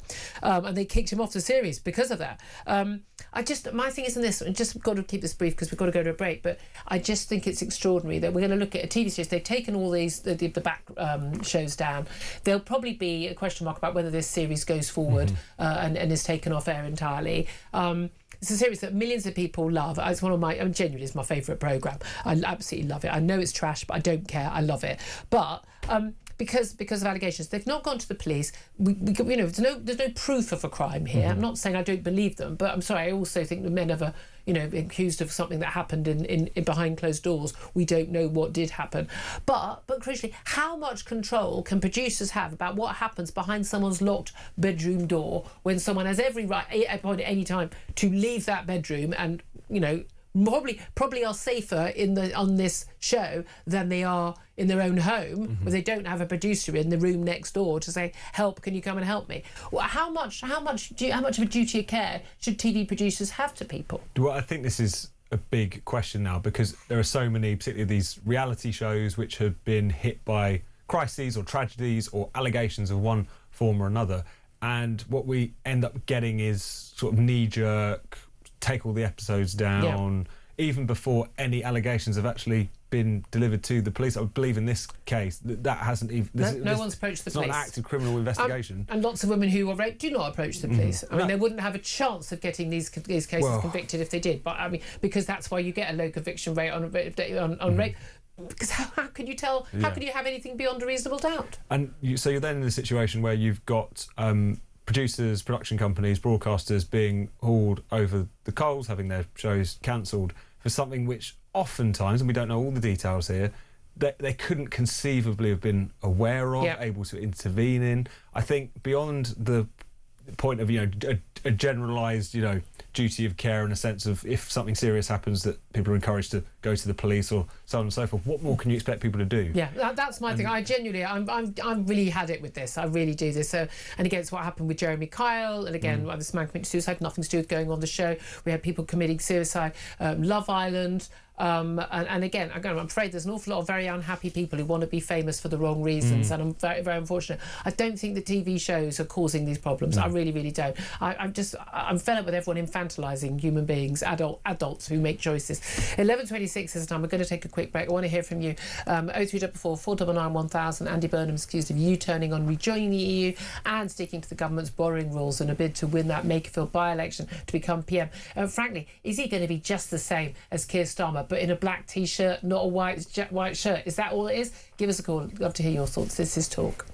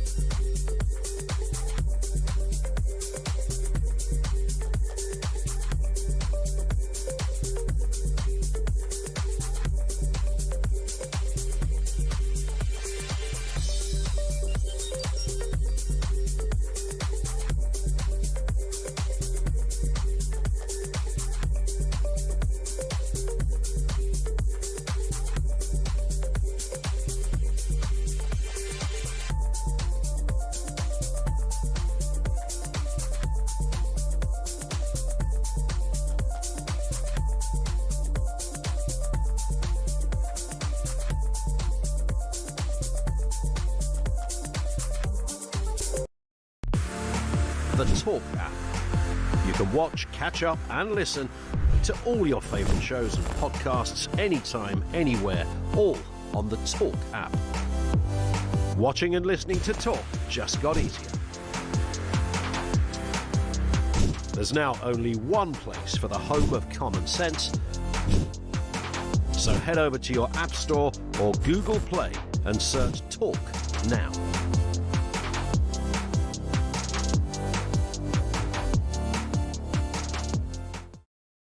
Across the UK, on DAB+, on YouTube, on your mobile, and on your side. This is Talk.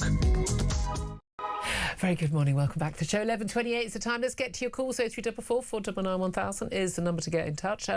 Mark is in London. Hello, Mark. What do you want to say? Hi, Julia. Hi, Tom. I just wanted to say I just actually disagree with what Tom said earlier about Andy Burnham. If he becomes PM, stemming some of the losses for Labour against reform, I think if he becomes PM, he is more likely to result in a reform government. Why'd you say that? Well, the reason it's because he's making such ridiculous and impossible to keep promises. Yeah. You know, if you just look at some of them, like it's not just the money. You know, if you look at things like renationalising energy and water, it's not just the billions and billions that would cost. I mean, a big part of our energy, both the supply and the production, is owned by EDF. EDF is a French company, 100% owned by the French government. Yeah, which is utterly mad. I can't imagine Macron's going to be, no problem. Not only can you take over all of the stuff that we've bought, but we'll give it to you for cheap. We'll give exactly. But also the reality is everyone. I mean, again, I think there's a perfectly good argument. If you get, I'm not choosing where I get my electricity from. It's the same sodding electricity. It's just some wheelie anything. I've not got a problem with certain monopoly public goods being nationally run. The trouble is, it's not going to make a blind bit of difference to our costs. Our bills aren't going to go down if he did that.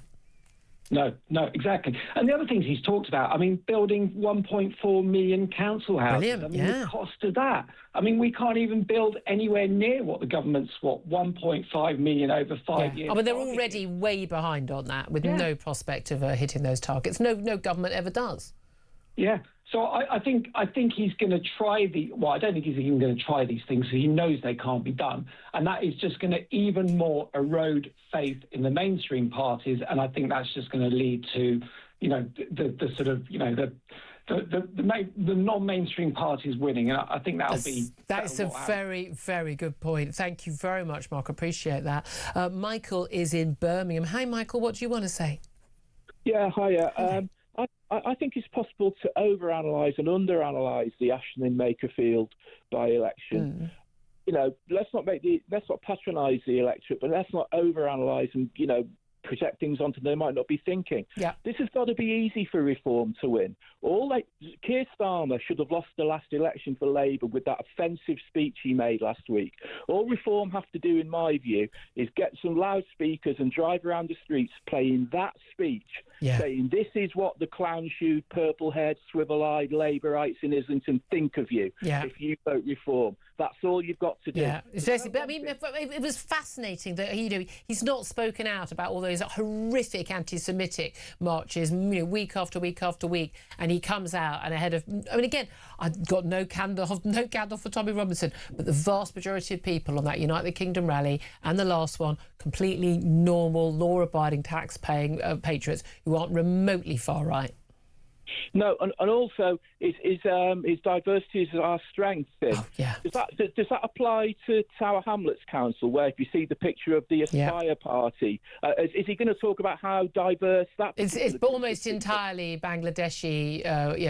Again, it was going that way. I used to work. My first job was on a newspaper job was on a local paper, the East London Advertiser, covering that council. I was doing the political reporting there as well, and it was already dodgy then, and it's dodgy now, and I mean financially dodgy as well. And Lufthansa, we've had enough problems with him, and he was banned from standing at one point for a reason. Yeah, and just on a final point, I was glad about that case you gave about the person who won the industrial tribunal. Malaysian immigrant, yeah. I'm in an employment dispute at the moment. Yeah. I won't go into detail on the radio, but I'll be quoting that case 100%. Just extraordinary, isn't it? Michael, great call. Thank you very much. 11:33 is the time. Up next, going to be talking to Lord West. Alan West is a Labour peer. He's also former First Sea Lord and Chief of the Naval Staff. Get his thoughts on Labour shenanigans, but also what the heck is going on in the Iran conflict and the Strait of Hormuz. This is Talk.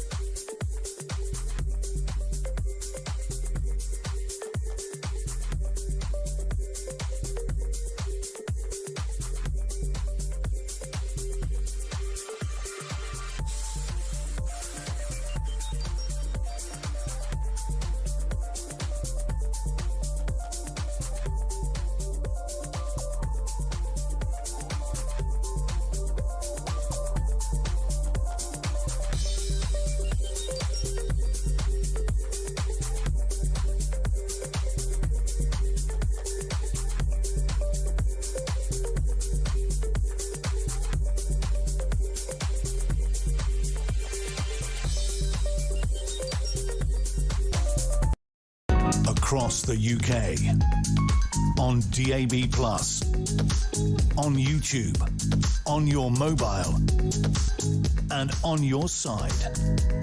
This is Talk. Very good morning. Welcome back to the show. 11:34 is the time. I'm Julia Hartley-Brewer, and this is Talk. Let's talk now about, well, home affairs and international affairs with my next guest. Lord West is a Labour peer and is the former First Sea Lord and Chief of the Naval Staff. A very, very good morning to you, Lord West. Hello, Julia. Thank you very much for joining us. I want to talk about what is going on in terms of the Strait of Hormuz and Iran conflict, obviously, but also, you know, you are not just a former naval man, you are also a Labour peer. I want to get what your thoughts are about this, would-be Labour leadership contest. We've had another resignation of a junior government bag carrier, PPS. This is Steve Race, MP for Exeter. He's the 8th PPS who has left government in the last few weeks. He was a PPS in the Department of Health and worked under Wes Streeting, of course, who resigned last Thursday. Andy Burnham is bidding to become an MP at Makerfield and bidding at that point, obviously, to run for the Labour leadership. Would you welcome Andy Burnham's return and his bid for leadership? Well, I would start from the position of what a shower these MPs are. I mean, I'm afraid that that change, when you're in government, it's incremental and it's slow. It might be awful and boring. And indeed, you know, I have to say Keir Starmer is a bit boring. But I think this country needed some stability and boredom. And there were things were being done. I think there have been some major errors. There are things I don't like. I like the Chagos Islands thing. I think make your first move on taking over government, having a go at pensioners was rather stupid. It could be done a better way. So there are things like that. But overall, stability had arrived and things were slowly going the right way. And then, of course, the Iran war came. I think the MPs, I mean, I've always been amazed by MPs. I've met lots of them now. And I mean, even the thickest and most useless seems to think he could be a cabinet minister or prime minister. It is unbelievable. And I think all of those who list themselves to make major changes, to effectively change this government, throw everything up in the air, they're in a way not fit to govern. If you govern somewhere, you've got to govern it. Now, the Labour Party's only been governing for 2 years. It's got 3 years to go. They should let that happen. And then towards the end, when there's an election, that's when you make your move. To do it now is just panicky madness. And the way that they've reacted to reform, I mean, I've always rather felt, well, we can ignore reform because it's 3 years till there's an election. Let them get on with it. I mean, if you see Farage and his sort of, I don't know, assembly of 4 or something in the Commons, they're irrelevant, really. When you say they're irrelevant, they're not irrelevant to voters. They've led the polls for basically the last year. We will see when there's a proper vote. Well, there was a proper vote in a local election. Only a couple of weeks ago, and that wasn't a poll, that was people choosing to bother for a local election, to leave their homes, go out, fill out a ballot paper. And what did they say? They said they didn't want Labour and they wanted reform. Well, and I think if you're in the middle of governing and you haven't even got halfway through your time in government, you rather you say, right, we're hearing all those things. There are certain things they don't like. And indeed, as I said, there are things that Labour have done wrong, but you don't overreact to it. OK, you're saying overreaction, but it's interesting. You say, look, people wanted a bit of stability, and yes, and turning things around is a slow thing. I couldn't agree with you more on that. And I think an awful lot of people went, good God, Tories, chaos, didn't do the things they promised to do, and we dislike a bit of stability. And one of the things we all expect from Keir Starmer is he might be quietly managerially competent. Turns out, though, he's not competent. U-turn after U-turn after U-turn. He's not in charge of his own cabinet. He's not in charge of his own government. He hasn't got an idea in his head. Hasn't got a philosophy. Hasn't got a political ideology. He does speeches. He gives speeches which he then reneges on. I'm sorry, he's not shown stability. And the reason why he's so unpopular and the reason why his own ministers want to get rid of him and his own party members want to get rid of him is because he's not very good at the job. Well, I mean, I disagree with you about the stability. I think there has been stability there. There's not 22 months in with a 170 majority, and he's about to be ousted. Is not stability. Stop shouting at me, Julia. I mean, there's no doubt that before the Iran war came, a whole raft of indicators showed we were beginning to be on the right track economically. There were a whole list of them. We can go through them all. There's not much point. No, feel free to, because I don't think there were actually. Unemployment was going up. I think there were a whole raft of things that showed economically and that's why we led the G7, for example, in certain indicators. So I think there was stability there. I would agree with you. I'm afraid Keir Starmer is not what I call a leader. You know, people sort of follow him out of curiosity rather than anything else. But he is holding a government together, and to change it now, to throw everything in the air, I know from my contacts around the world, I've got lots of colleagues in various countries. They're saying, what the hell are you doing? You know, we used to think Britain was stable. We used to think we could let them borrow money and things like that. They look at us now and saying, what are you doing? You're about to embark now on all this chaos. And I just think it's unnecessary and stupid. Is a lot of people discussing over the weekend, is Britain now ungovernable? Every single Prime Minister is the most unpopular ever, apart from the last one. We're going through Prime Ministers at a rate of knots. Is that because we've had a load of hopeless Prime Ministers who have reneged on the promises they've made to voters, or are voters expecting too much? I think there is an element of the country becoming a little bit ungovernable, and there are a whole raft of reasons for that. But of course, what politicians keep doing is promising and saying we'll have change, and if change just won't happen like that, bang. I mean, if Andy Burnham, who actually he's okay, but I don't rate him as as some great sort of Superman who's going to come in and change things. He's making all sorts of promises. He'll get in, and come the general election, he won't have delivered, or probably almost any of them, because there'll be things grinding along to happen, and people will say, well, he lied to us, right, let's get rid of. So people then in the Labour Party will think, Christ, he hasn't actually made that change. Maybe we ought to change him and get whoever it is. And I just think it's a recipe for disaster. And as I say, you know, my feeling really is what a shower. Well, yeah, but the reality is, I mean, you're saying we'll change at the last minute, but actually that doesn't tend to work out very well. Most political parties, I mean, and lots of those MPs, your stipend, your naval pension, and your payments for going into the House of Lords, they're not dependent on winning the next general election. You've got a load of MPs who are on £99,000 a year is their salary right now, and they're going, well, hold on a minute, am I going to be able to pay my mortgage in a few years' time? That's why they want to get rid of him. They don't think he's going to win the next election. No one thinks Keir Starmer can win the next election. Well, I have to say, I think if he stayed and stuck there and kept doing what he's doing, I think he could. But anyway, I think there are only two people who think that, and that's you and Keir Starmer. Yeah, but don't have a go at my pension, Julia. That's not fair. Got no issue with your pension, sir. I did a lot to do. I have no issue with your pension, sir. I'm just saying it's not dependent on whether Keir Starmer does a good job or not. Well, let's talk about your previous life. You know, where you actually, did have to be. Not sounder ground. Yes, we did have to be a leader, and again, one of the reasons I like talking to military folk actually on this show, and I think my audience really do as well, is the clarity of thought and the clearness, because you can't do wishy-washy and not really, not do detail, because lives depend on it, and that's something I think people appreciate. Let me ask you about what you think is going on with the Iran conflict right now, because we've had Donald Trump basically backing down, he says, from a full-scale another attack on Iran. after a plea, he says, from allies, UAE, Saudi Arabia and others in the Gulf. They say there's still a chance at a last shot at a nuclear deal. Do you think there are serious negotiations for a nuclear deal? Do you think there is any deal that could get on the table that would allow both the Iranians and the Americans to climb down? Well, I mean, I think there is discussion going on in these areas, but the bottom line is that Donald Trump is very rattled now. You can see that.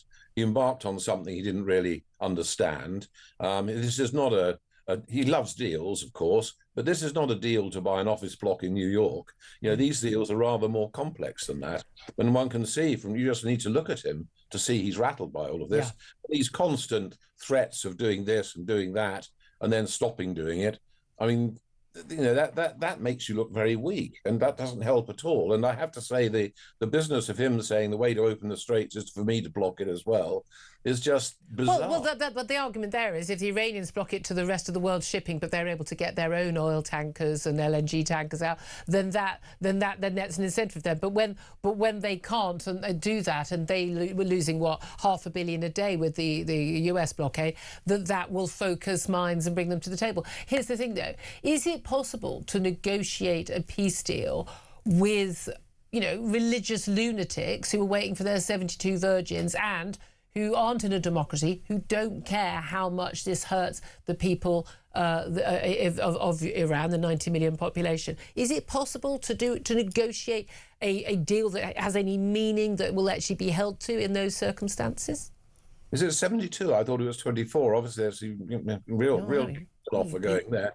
I mean, the bottom line, I think, is that before all this started, there was a thing called the JCPOA. Yeah. And within that deal that was negotiated, which Trump then said is rubbish and threw out, there was a bit, for example, on nuclear, where they said we will not enrich beyond the level, and I can't remember the exact level, 95%, any more than whatever it is. Very low. They were to have IAEA coming around inspecting all the time, and I think that put a sort of check on it. But it didn't, because they enriched to 60%, which is close to getting a nuclear weapon, and they didn't allow, and they hid this from the inspectors. But that's because the JCPOA was thrown out straight away. I think but that's where they'll end up with a deal, I believe, something like that again. But that would be, so basically Donald Trump, after all of this and the hit to the world economy, Donald Trump would basically end up exactly where he was before. That's what I think will happen, and it's dreadful, isn't it? It shows what an absolute error in judgment he made. It was but should we not try and tackle Iran's ability to develop a nuclear weapon, because the power that they've had closing the Strait of Hormuz and threats to not just to Israel but to their Gulf neighbours as well. I think 9 of their neighbours they have fired missiles at. Their threats even to not just their oil capacity and production, but also desalination plants. I mean, we're talking about 90% of water in some of these countries being desalinated water. We're talking about absolute disaster there. The fact they're able to do that, and that's without a nuclear weapon, does it not show that actually we need to act to stop Iran getting the ultimate weapon of mass destruction, nuclear weapon? We certainly don't want Iran to have nuclear weapons. How do we stop that? You only need look at North Korea, who they didn't stop getting it, and who are now developing longer range ballistic missiles to reach not only the UK but Europe as well, to see the real risks there.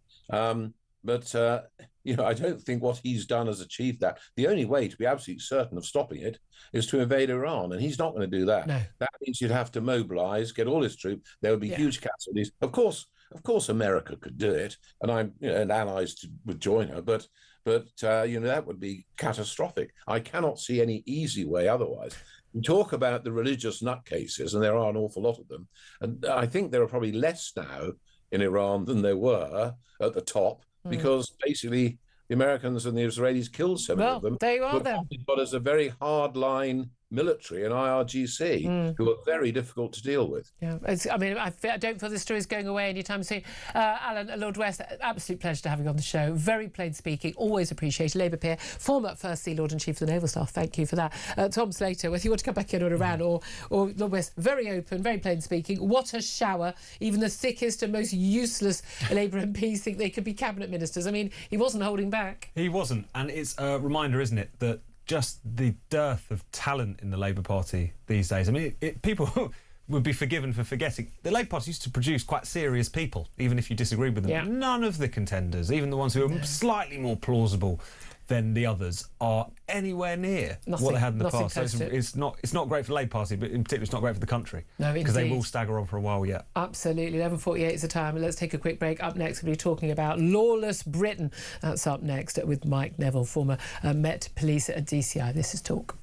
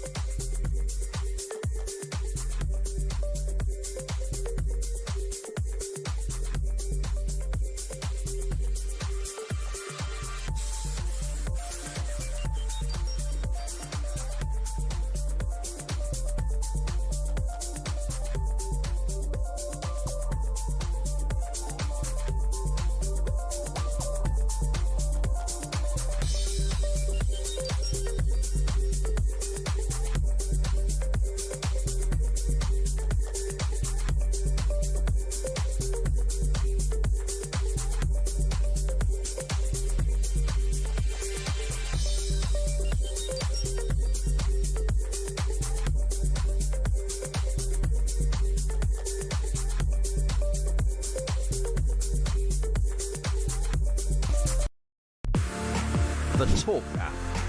You can watch, catch up and listen to all your favourite shows and podcasts anytime, anywhere, all on the Talk app. Watching and listening to Talk just got easier.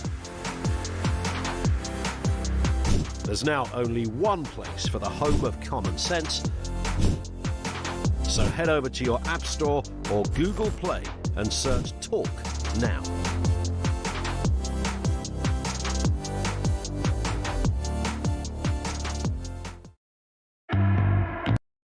Across the UK, on DAB+, on YouTube, on your mobile, and on your side. This is Talk.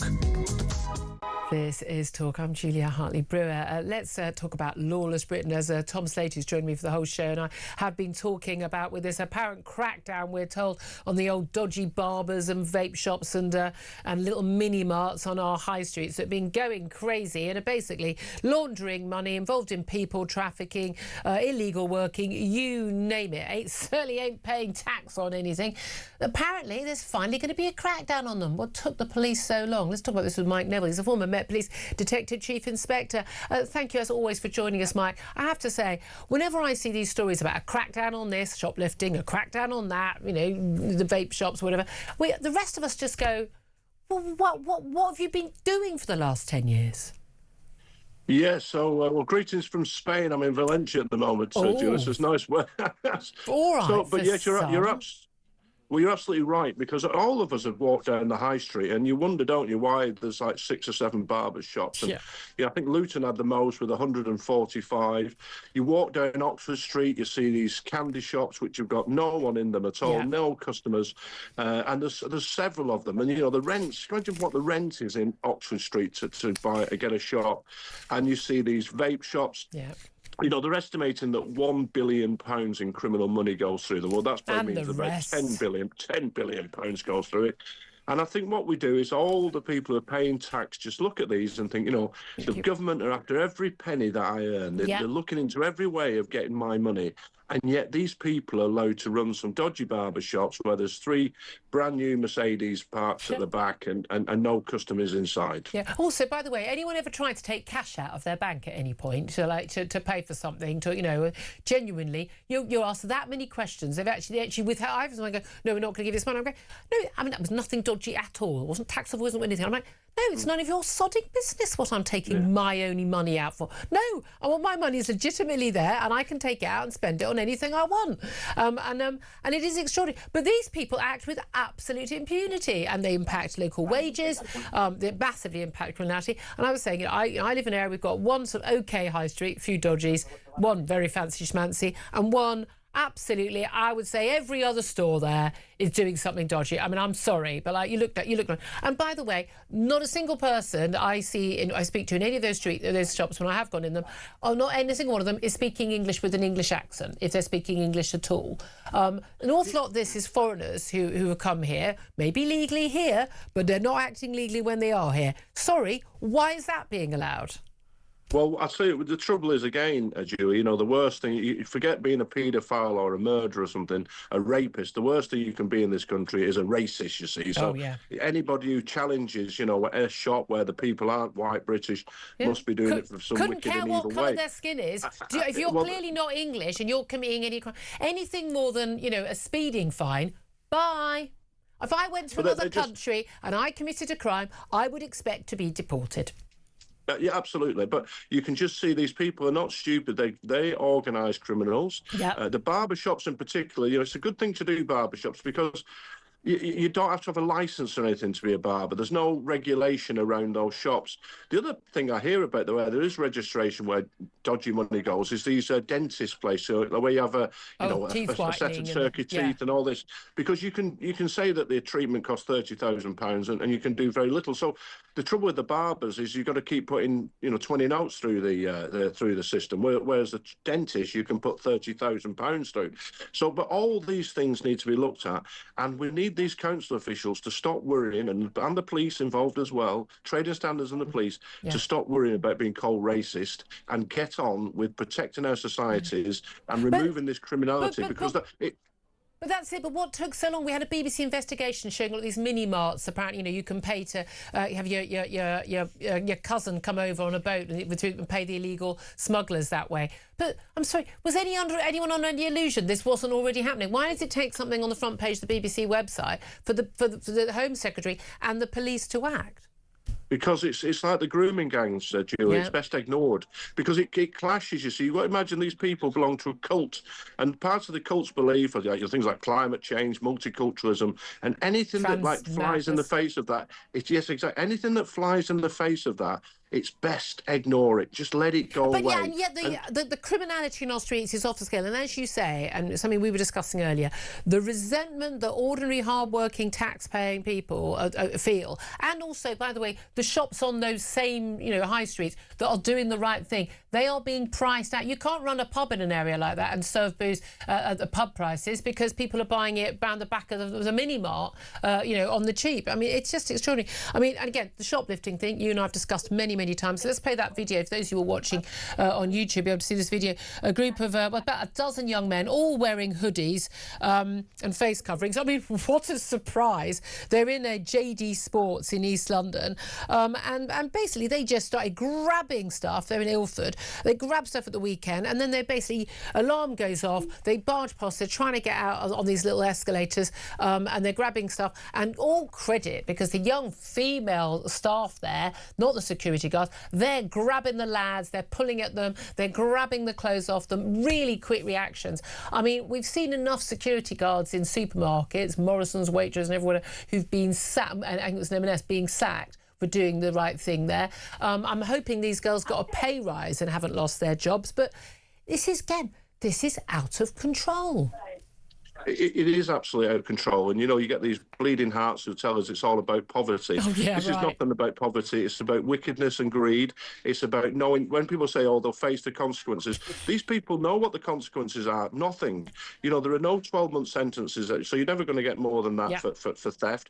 They know that the police solved 1% of crimes. No one has been arrested for this incident. So these people have considered the consequences. They've weighed it in the balance and thought, you know what, I'm going to carry on doing this because it's easy and there's nothing going to happen to me. And until we change that, until we make it that if you steal, if you cause misery, you'll go to jail, and you'll go to jail for a substantial amount of time, nothing will change. Absolutely. I've said we go, enough prison places. Build more prisons. And no, I don't think that lads like that need to be behind, brick walls and things. I'm pretty sure we can build some little prison camps very, very quickly. But David Lammy was trying to tell us that we shouldn't send people to prison unless they're over 18. I was a soldier at 16. I knew the consequences of life at 16 years old. You know what's good and bad when you're 10. Yeah, well, they're talking about raising criminal age criminal responsibility to 14. I mean, again, it depends, because you look. They say some children, that they know perfectly well that these children absolutely knew what they were doing. But this is the thing, they know what they're doing, as you say. I mean, people a bunch of lads in hoodies and face masks. I mean, the security guard should have gone, get out of here. Don't even think about it. You're not coming in. But it should be down to them, and it should be down to stores, and it certainly shouldn't be down to some sort of teenage girls who are working in the store to be. We need to stop this criminality. I mean, full scale. And the only way you do that, as you say, is consequences, and those consequences need to be really quite nasty. And I say, I'm volunteering myself to any government that is willing to do that. I'm happy to take charge, but I want full control of what happens. But I'm telling you, I can sort this out. If I'll get Michael come in and be one of my advisors, we can sort this out in a matter of weeks. As soon as the message is heard loud and clear, remember they used that on the Southport riots. You have to have people going to prison straight away, straight through the courts, because that's the message that people understand. Well, let's try a little bit of that with this. Absolutely, Julia. Absolutely. Right, are you going to come and work with me? Yeah. Whoever the government is, you and me. Come on, we'll get it sorted. Yeah, definitely. Sorry, I think there are signals breaking up in Spain, but I would gladly be an advisor for the Home Office, but I don't think they like what I have to say. Let's hope there's a new style government who actually takes its law and order seriously, so we can lock up the bad people. Fantastic to have you on, Mike Neville, former Met DCI. Sorry for the quality of the line at the end there, but I thought, well, what's that hesitation? Surely he agrees with you on this. I mean, why wouldn't you? I mean, Tom Slater, we've been discussing this all morning. I mean, we just need to take action. This is just an abject failure of the state. No, absolutely. They should try enforcing the law. It's a neat little idea. Tom! Crazy blue sky thinking on talk this morning, but never catch on. Give it a try. 6 months. Let's at least see if it works. Yeah. Let's see if it works, exactly. Coming up, we're going to go to the news at the top of the hour. After that, we're going to be talking about all these U-turns on the EU, from Andy Burnham, Wes Streeting, the Prime Minister. We know they want to take us back into the U-turn. Do you think it will ever happen? We'll be talking to the brilliant Leave campaigner Daniel Hannan about that up next. This is Talk.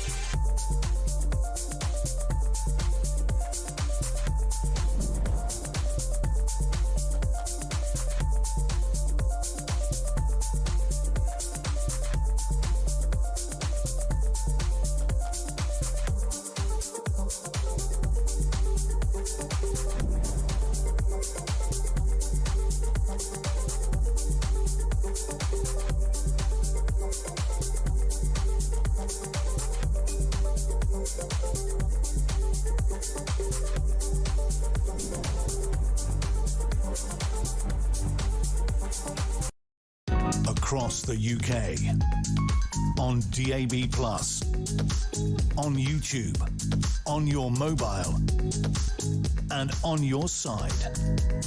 This is Talk.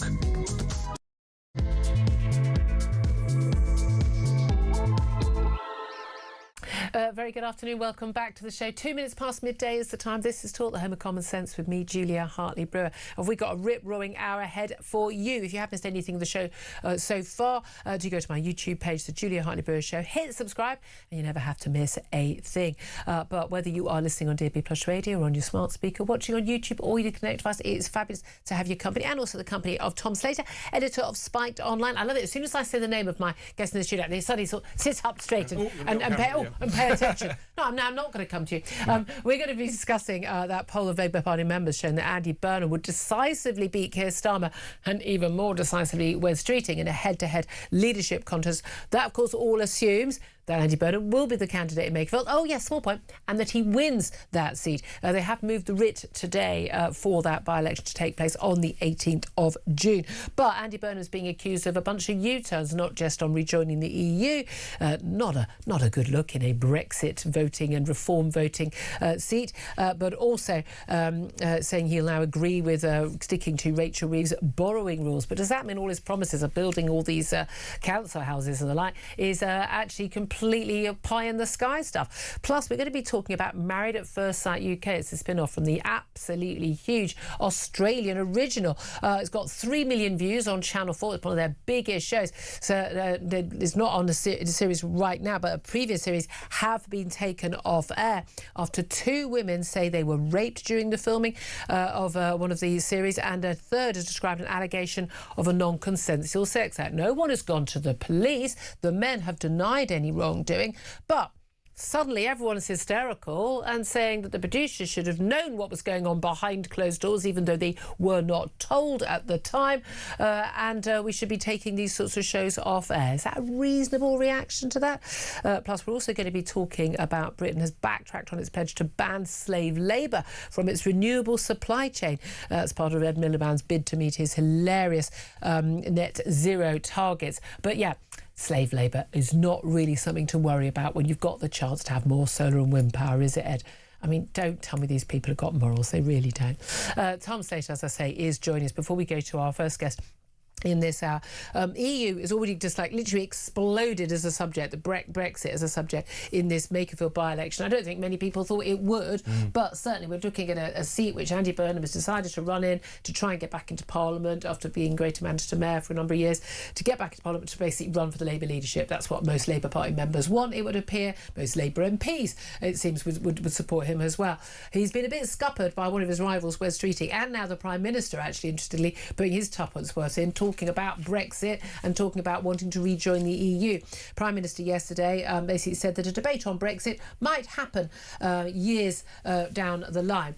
Andy Burnham has been accused of a U-turn, so he'd gone from King of the North to King of the U-turns after backtracking on in a speech he gave at Party Conference Labour last autumn, where he said, you know, he would want to rejoin the EU. He's been very clear about that, and he said he hopes it happens in our lifetime, in his lifetime.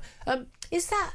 I mean, he's saying Brexit's not an issue in this particular by-election. Of course, Reform did very well in the local elections, and it voted 2/3 for Brexit back in 2016.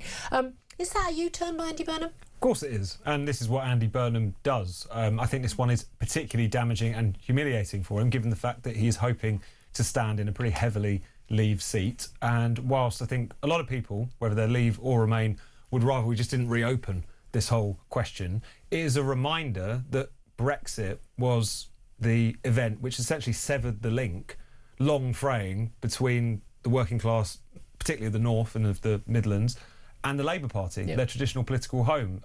Not just because the vast majority of the Labour movement campaigned for Remain, whereas the majority of the working classes voted for Leave, but also because they spent years during the kind of Brexit interregnum trying to overturn that vote. So any reminder of that is going to be politically toxic, and rightly so, because they came so close to betraying particularly those voters who they are now deigning to ask, could you vote for us and take a chance on us again? Absolutely. Well, let's talk about this with our next guest, the now non-affiliated peer, but of course he was a Conservative MEP and a leading light in the campaign for Brexit, Lord Daniel Hannan. A very good afternoon to you.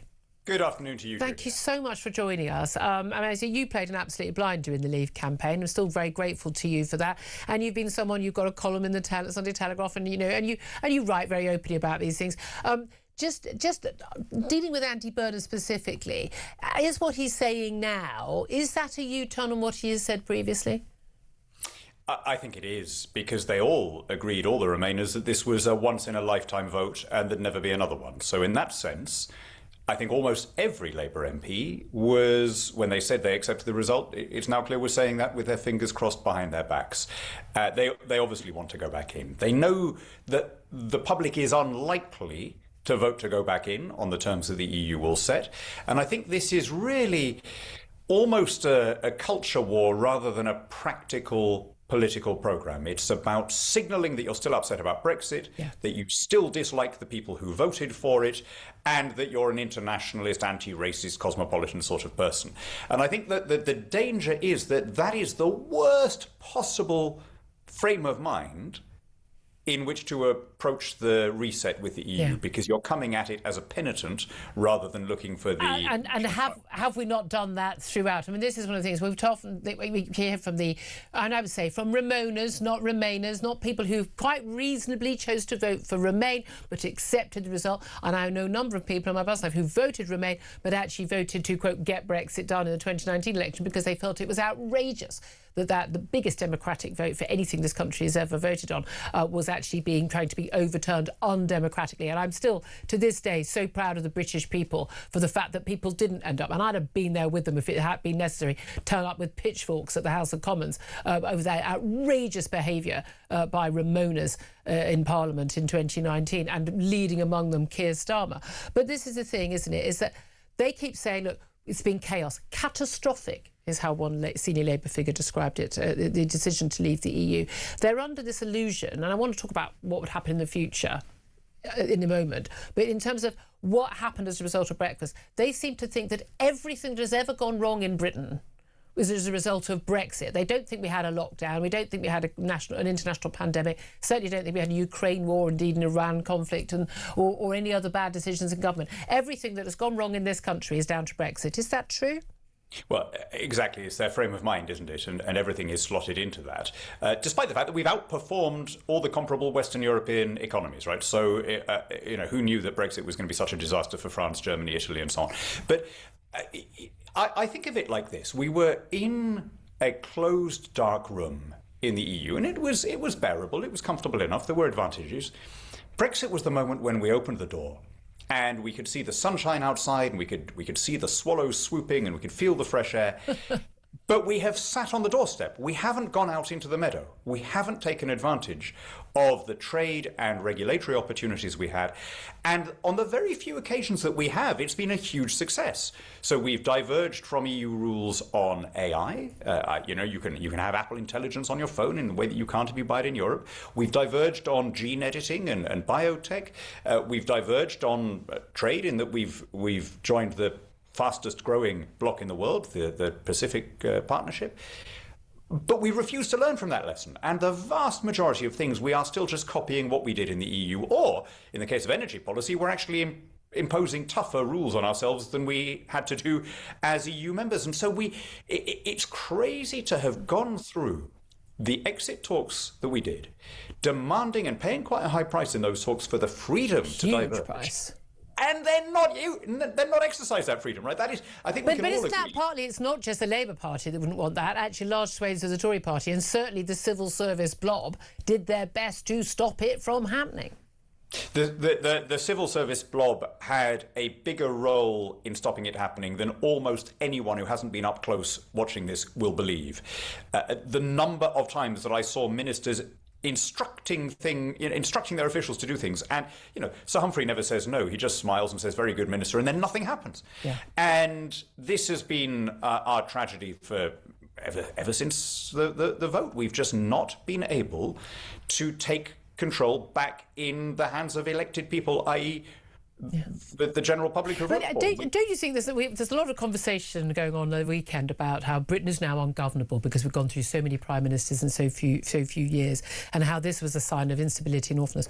I interpret it very differently. I wonder if you agree with me or not. That actually, we said, right, we want to take back control, thank you, and then people reneged. Theresa May reneged, and then Boris Johnson didn't do at all what he said he was going to do. Yes, we got the Brexit deal, and he probably got the best deal available after basically Britain had been undermined by the Ramonas and the civil service.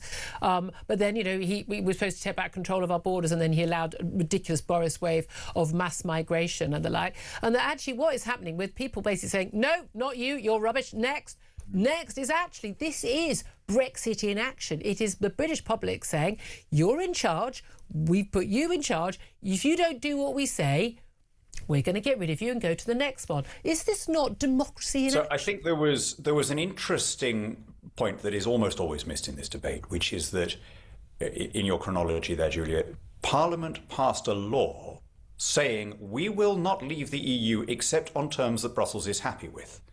They didn't use that phrase. They said, we will not allow a no-deal Brexit. But if you think about it, that means exactly the same thing. So is it any surprise that the terms were not what they might have been? But to answer the question of have we become Italian, have we become ungovernable, I actually don't think this is primarily about Brexit. I think it is about our reluctance as a nation to recognise that we are living beyond our means, that we massively increased spending during the pandemic, that those spending increases that were presented to us as temporary and contingent are now treated as an immemorial part of the Constitution that nobody is allowed to touch, and therefore our taxes are going up without any improvement in public services to pay for those 2 years when we borrowed from our future selves in order to stay at home and not produce anything but continue to be subsidised by and the didn't government. Expect to have to pay for it one day. We're basically trying to have Christmas Day every day. We're never facing our January. That is the fundamental problem. And it's all very well to blame the politicians, and I do blame them, but a democracy gets the politicians it deserves. Until we are prepared to accept that we are living beyond our means, that we've become like an obese person who wants to become fit, and that is going to involve some short-term pain, we're going to need some spending cuts, then it really is not reasonable to keep on blaming the politicians for giving us the policies that we keep demanding. The voters want to take a Ozempic or Manjaro and not have to face the pain, and that is the trouble. Now, one of the things I've been arguing with people, maybe say, we keep being Brexit voters repent and wish they hadn't voted for Brexit. I'm not joking. I would absolutely not make this claim if it was not true. Never met a single Brexit voter who has not been more convinced by every single reaction to Brexit that we did the right thing in voting for Brexit. I still want that. In the top 10 days of my life, waking up to that result, having gone to bed thinking that we'd lost, it was just wonderful. And to this will be always, for me, a wonderful day. Now, when people like, whether it's Andy Burnham, whether it's Wes Streeting, whether it's Keir Starmer or anyone else says the Green Party leader, the Lib Dem leader, we want to go back in to the EU, I'm like, fine. You have the same terms that we had to get our departure from the EU, and that is you run for election, you have a manifesto saying there will be a referendum, you win that election with a majority, you then have your referendum, and on that basis you can then argue for going back, you can take us back in. That, to me, would be democracy. I've got no issue with that. I'm happy to offer those terms on the basis that I don't believe for a nanosecond that referendum would be won by rejoin. Tell us what the terms are likely to be, or what they are, what the bits we know they would be, if we were to say, hello, Brussels. Turns out we made a horrible mistake, 10 plus years ago, and we'd like to rejoin. What terms are you offering? Well, we know that we would have to give up the pound. We know that we would have to give up our borders, join the euro, join Schengen. We know that we would have no rebate, and the budget is a hell of a lot bigger than it was. And we know, because of the way we've seen Eurocrats behave, that they would add extra punitive terms because they're still angry about Brexit and they would want to give us a bit of a kicking. And for this reason, I don't think that Andy Burnham or Keir Starmer or Zach Polanski actually thinks that there is a practical plan to go back in. I think this is a bit like the Jacobites in the 18th century, who had this emotional investment in bringing back the old dynasty, but they didn't really have any practical plan to do it, and they'd have been horrified, actually, in many cases, if it had happened, right? So it's much more a tribal badge, I am a Remainer, than it is a practical plan. When you I'm a good person. Yeah. Though when you go, to the last night of the proms and you see all those elderly Lib Dems with their funny berets or the EU flags shouting outside their EU flags, these are not people who have been following what's been happening in the EU. Right? These are not people who are remotely interested in what's happening in Brussels. They're not interested, for example, in the nearly 1,000 regulations that we have not had to apply to our own domestic economy as a result of Brexit. They're not interested in the fact that we missed out on having to shell out for the massive COVID recovery plan that all the EU countries are on the hook. It's not that they've weighed and rejected these arguments. They're just not interested in the EU as a practical proposition. They're interested in being Remainers, right, rather than in actually rejoining the EU. Yeah, it's utterly fascinating. As you said, you pointed out about the issue of AI, and again, there is a reason why AI hasn't happened in Europe, why there isn't a single big tech company from Europe, why there isn't a single university in the top 20 in the world that's in the whole of Europe. They did used to have 5, I think, out of 50 in Europe, in the EU, but they were all in Britain. So when we left, they lost them. I mean, there's a reason why, and it's because of the EU. I'm always fascinated by this. I'm fascinated by whether it's, MPs or peers or civil servants, you say ordinary people, what their fascination is with the idea that being run by Brussels, being run jointly by the leaderships of other countries near us, why they think that would make Britain a better run country. Is this just an utter strong belief in technocracy and bureaucracy, and that somehow that is better? Is it that they think that the Europeans are nice people and we're not? Is it just that they think that, let's be honest, that British voters are, as the Prime Minister seems to have told us on a regular basis, these ghastly, ignorant, racist bigots who simply can't be trusted with running their own country? Well, there's an element of that, right? What my late friend Roger Scruton used to call the Down With Us party, that would always side with anyone else. There is an element to which, there's an extent to which British officials and quangocrats, when they arrive in Brussels, immediately discern that it is a system designed by and for people like them. Yeah. But I don't think that either of those is preponderant, because, as I say, I don't think there really is a practical plan to rejoin, because they know that they would lose a referendum. Go back to what you were saying about the morning that you woke up, and it was that beautiful rosy sunrise. I remember it very well, 24th of June. I've got goosebumps. Right, but we've got to recall that for them, they felt the opposite, right? Yeah. We should be fair-minded about this. If you were emotionally invested in the other side, you would have woken up thinking, oh my God, I don't recognise my country, because you by then convince yourself that the only reason to vote leave was xenophobia or hostility to foreigners. And so I think what's driving them is a kind of attempt to make restitution for that. It's not really about rejoining. And the point that you just made about our universities is very telling here. After we left the EU, we got out of the very expensive Erasmus scheme, which required us to fund EU students at our universities. Yeah. Now, it is true that worked the other way around as well, but because of the imbalance that you mentioned and because of the languages, we had many, many, many more EU nationals coming to our universities than the other way around. We were shelling out hundreds of millions of pounds. It'll now be billions of pounds.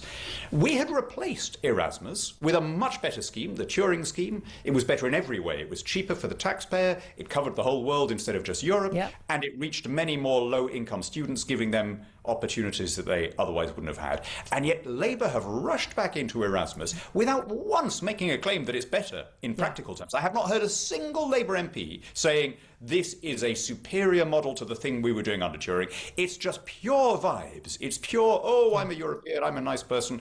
And that ultimately is the worst possible mindset in which to approach your relations with the EU. Yeah, I mean, genuinely, if we go back to the EU, especially if it was after a referendum, the terms we would be given would be so appallingly bad. They would be sitting in meetings cackling about, oh, I know what, and let's ask for Keir Starmer, whoever it is, his firstborn. I mean, the stuff they would ask for, and bearing in mind the negotiation skills of our civil servants and our politicians over things like Chagos and goodness knows what else, it doesn't bear thinking about. But again, as I've always said to those Remoaners, and I go, Remainers got no disrespect to anyone who voted Remain, perfectly legitimate position, but to the Remoaners, bring it on, happy to play, and I'm sure you will be as well. Lord Hannon, pleasure to have your company. It's non-affiliated peer. Thank you so much for joining us, Dan Hannon there.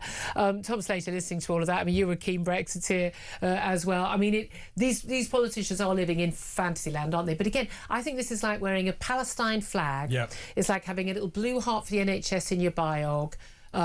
It's like it was like the wearing the masks, for a long time, longer than anyone. Once the evidence was very clear, there wasn't going to be, they didn't stop COVID. It's a way of signalling, look, I'm a good person, not like you who voted for leave.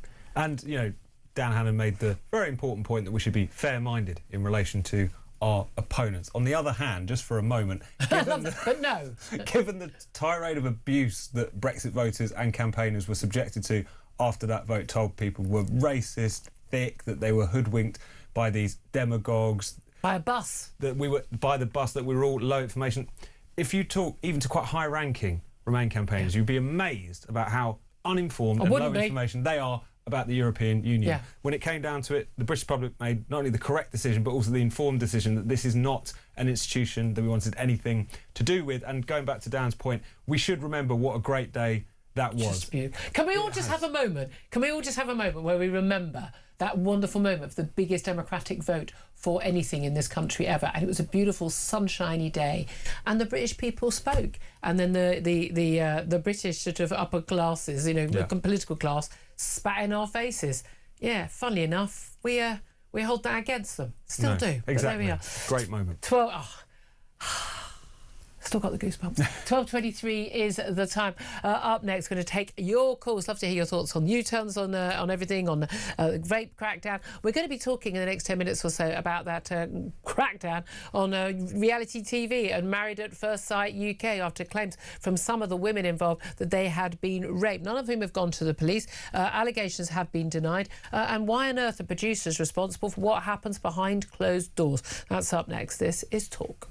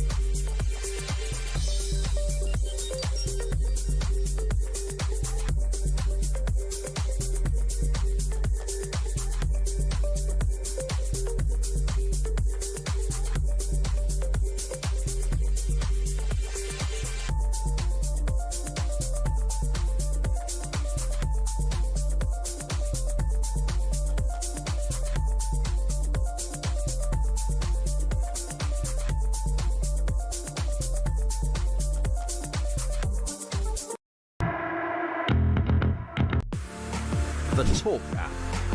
You can watch, catch up and listen to all your favourite shows and podcasts anytime, anywhere, all on the Talk app. Watching and listening to Talk just got easier. There's now only one place for the home of common sense. So head over to your App Store or Google Play and search Talk now.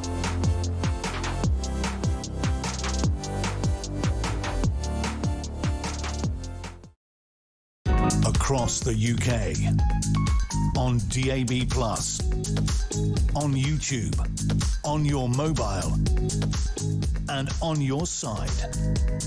This is Talk. Good afternoon, welcome back to the show. 12:26 is the time. Let's get to your calls. 0344 499 1000. Have your say on anything and everything, in particular these Andy Burnham U-turns, rejoining the EU, and also whether or not he would stick to the government's current borrowing rules.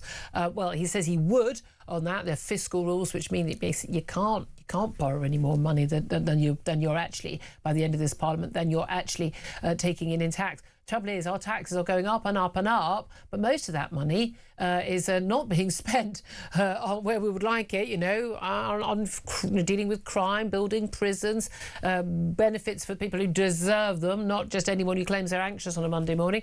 There's actually £110 billion being borrowed as well every single year to pay for our borrowing interests on previous borrowing. I mean, it is mind-blowing. Where is all the money going? And can he actually deliver on any of his promises if he is going to stick to those so-called fiscal rules? Well, let's go to Vernon, who is in Staffordshire and wants to have his say. Hello, Vernon.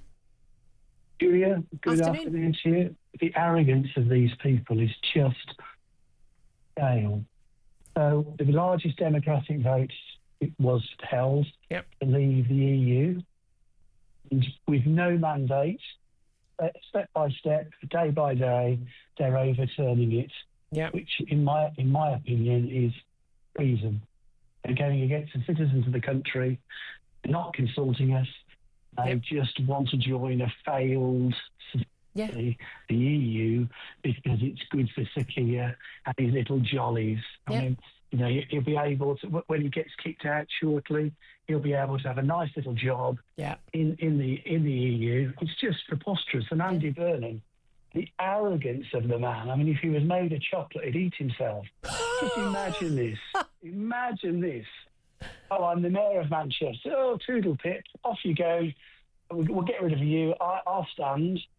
And then I'll leave you and I'll go and be PM of the country. Well, there is an element, isn't there? When Downing Street kept saying, well, look, you know, he promised he would be stood for a 5-year term. He promised he would stand for the full 5 term. And people asked him at the time, yeah, but if there ends up being a seat coming free, you might want to come back. And no. So, I mean, you know, they've got a point. He is breaking a promise. Julia, the definition of a politician is a pathological liar. I'm sorry to use such strong words, but I'm sick to death of all of the people in Westminster. If they walk in a straight line, they'd fall over. But they don't. They just lie. You are not impressed. Not at all, Julia. Would you be? No, I'm with you. I mean, again, I think he's trying, like, he wants to please the people of Makerfield, and then he wants to please Labour MPs, and Labour voters, and then he's got to try and win back some of those people who went to the Greens and went to Reform. I don't think you can please all of those 4 or 5 different groups. I just don't think you can. I'd like you to please 1 or 2. How about pleasing the citizens? How about doing your goddamn job, what you were elected to do, which means you are a servant of the citizens of this country. Your opinions don't matter. You do what we tell you to do. That's your job. If you can't do it, then just get lost. Well, also, honestly, don't say you're going to do stuff or not do stuff and then renege on that. You know, I mean, silly things like that, eh? Vernon, appreciate that. Thank you. Let's go to Sally in Monmouth. Sally, are you as downhearted as Vernon is? Well, yes, I'm downhearted, but I'm ringing up about shoplifting. Yeah. I've got a suggestion for shoplifters that doesn't involve prison. Mm-hmm. Now, under £200, it's not been decriminalised. It's a summary offence, which means less paperwork for the police. Yeah. And it was the police who decided not to bother with it. Now, if you get done for stealing £100 worth of goods by shoplifting, you pay double the value for the first offence. Second offence, you pay 4 times the value. Yep. Third offence, you pay 8 times the value. That sounds great. I love it. Except they'll go, haven't got any money. Well, that's tough. But by the time they haven't got any money, they're not going to pay a fine. Well, they will. They then go to prison for non-payment of fines. Why not just a very, very simple, the message has gone out, is everyone clear? First offence, fine, but a big fine. Second offence, prison, nothing to discuss. I just think that's much simpler. I just don't think... You've got to remember, they're sitting there with the risk. They're going, I'm going to go out and I'm going to steal. I've got a less than 1% chance of getting caught or let alone prosecuted. And I can steal 200 or 300 quid's worth of stuff every single day for God knows how long. And at some point, I might get a fine and I might get prosecuted and I might have to pay 200 quid. They don't care. Well, they don't care about going to prison either, a lot of them. I think a lot of them would be... It won't happen. Well, they don't care about it because they think it won't happen. They would care about it if it happened and it was a realistic prospect that it would happen. That's the key thing for me. If literally we saw someone doing this, the security guards and stuff, everyone was allowed to literally just pin them down using whatever violence is necessary, and then till the police came, and they were guaranteed, because there's always proof, I mean, they've got the goods on them, they're walking out the shop, that they will go to prison. I think they would start to care. I just think we need to stop messing around. Well, there is that, but it was just a thought that because we don't have enough prison places, so they're saying we can't prosecute. We do have enough prison places. We build more prisons. We didn't have enough hospital places. I think we're in an emergency, and I think we need to take. You wouldn't need these prison places for long, because you could sort it out. It's the same people doing it. It's not like when there were 100 thefts on a high street. It's not 100 different people. It's the same 5 people doing it all. Oh yes, yeah. It is, exactly. But no, it was just a thought that might work as an interim. As an interim, yeah. I don't think it takes that long to build these bases. I think where there's a will, where's a way. We could absolutely deal with it. But I mean, I like the cut of that idea, though, Sally. Thank you for that. Right now, before we go to a break, I want to tell you about this is a seriously good competition. The FIFA World Cup 2026 is almost here, and thanks to Adidas, the tournament's official match ball supplier, our friends at TalkSport are giving you the chance to be there. Adidas is sending you and a friend to Dallas. I'm very happy to be your friend, to see England v Croatia live on June the 17th, with return flights, accommodation, spending money, tickets, and your very own Adidas official match ball trianda. Be at England's football game, at the FIFA World Cup, and one of the world's best stadiums. Ready to get that winning feeling? Here is how to enter. Get ready for that winning feeling. For your chance to win, head to talksportwin.com or text TALK to 83338. Texts and online entries cost £2.50 plus your standard network rate. Or call 0343 418 7260. Lines close 1st of June 2026 at 4 p.m. That's when you'll need to answer your phone if it rings. 18 plus UK residents only. This is a network promotion. See full terms and conditions at talksport.com/win. So for your chance to win, text TALK to 83338 now. Full T's and C's at win.talk.tv. Very good luck with that. I am available on June the 17th. I'm just throwing that out there. Let's go to a quick break. Up next, we're going to be talking about a lot of clutching indeed, of pearls by the great and the good, their horror at reality television after allegations of rape behind closed doors. The hit TV series on Channel 4, Married at First Sight UK. But are people being reasonable about their expectations about what a TV production company can do to protect women?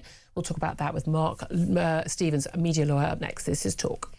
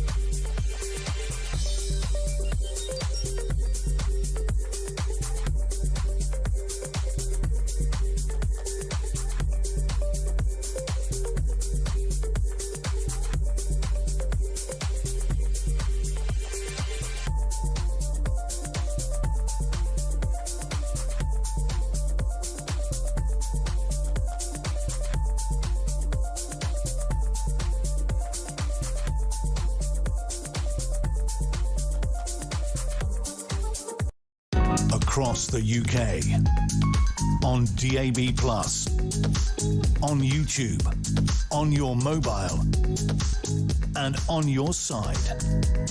This is Talk.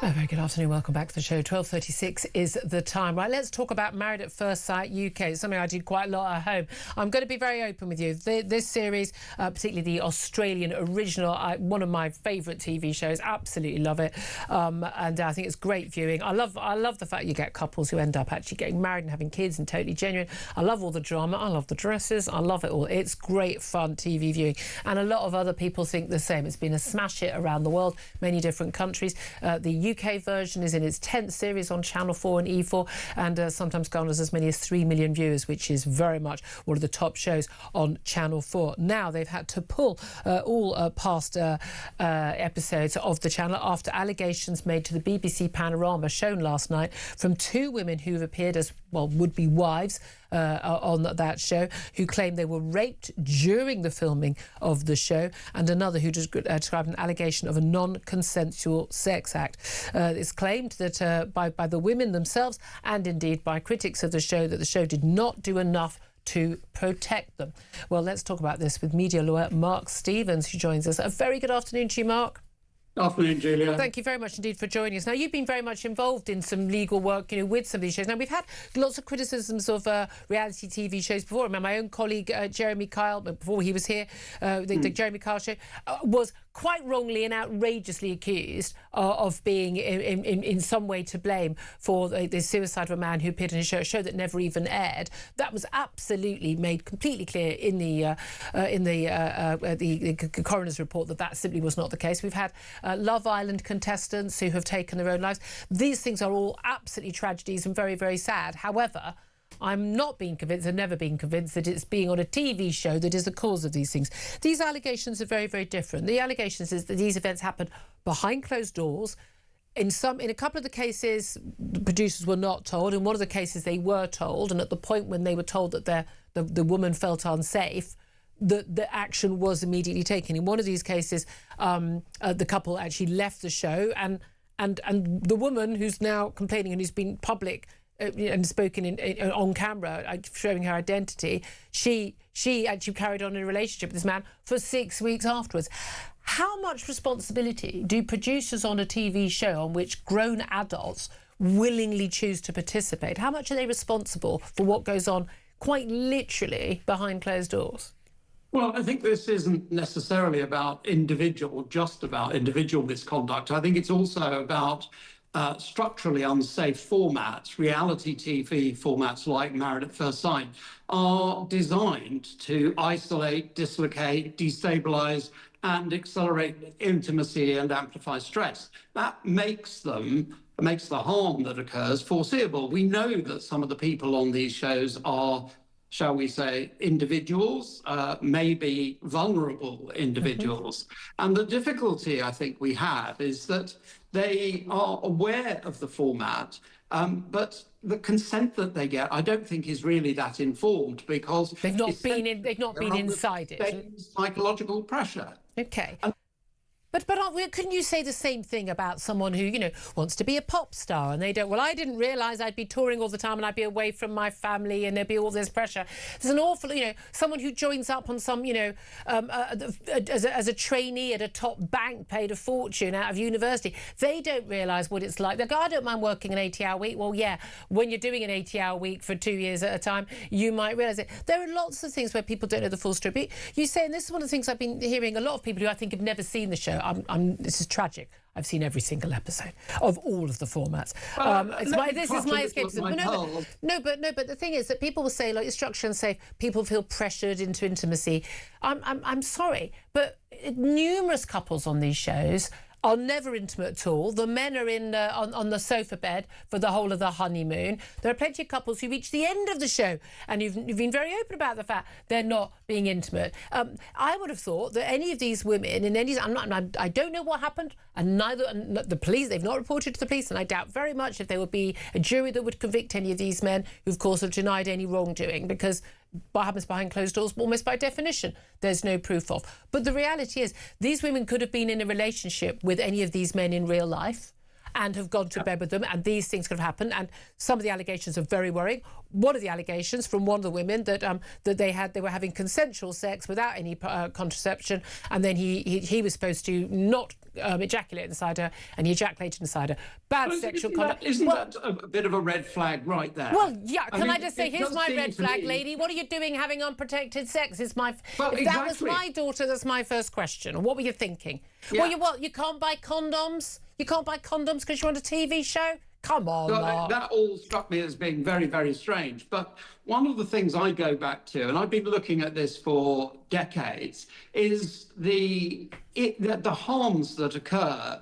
And in these situations, it's not often the individual, it's the structure into which they're put is the most powerful determinant of behaviour. You will be familiar with the Stanford prison experiment, where they made ordinary folk, some split into being jailers and some into inmates, and they had to stop it because it got dangerous. And the same the sadistic cruelty of the guards was horrible, Yeah, and it's the tension in these shows that causes the same psychological damage. And they have psychiatrists now. They never used to, right back in the day. But what they do is they have the psychiatrists working inside a flawed system. If this was a medical experiment or a psychological experiment with proper controls, you wouldn't allow it to continue. And that, I think, is the real problem. But it's certainly in one of these cases where the producers became aware, and the experts who gave it, the format is this couple, they walk down the aisle, they meet at the aisle, they get married. Some of them don't. I mean, some of them literally walk away at that spot, and they go on a honeymoon together, and then they start married life together, and it all takes place, I think, over about 3 months in real life.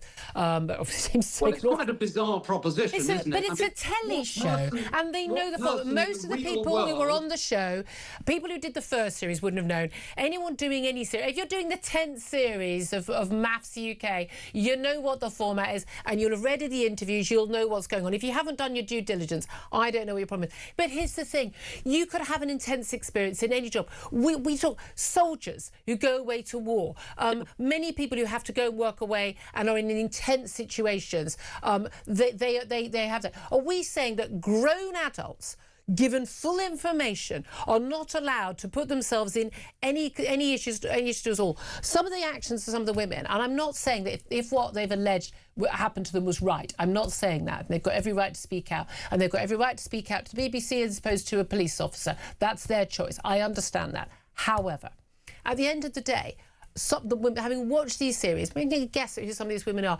A lot of these women have had a lot of very, and the men as well, have had some very questionable relationships, the reason why they're not in a long-term happy relationship.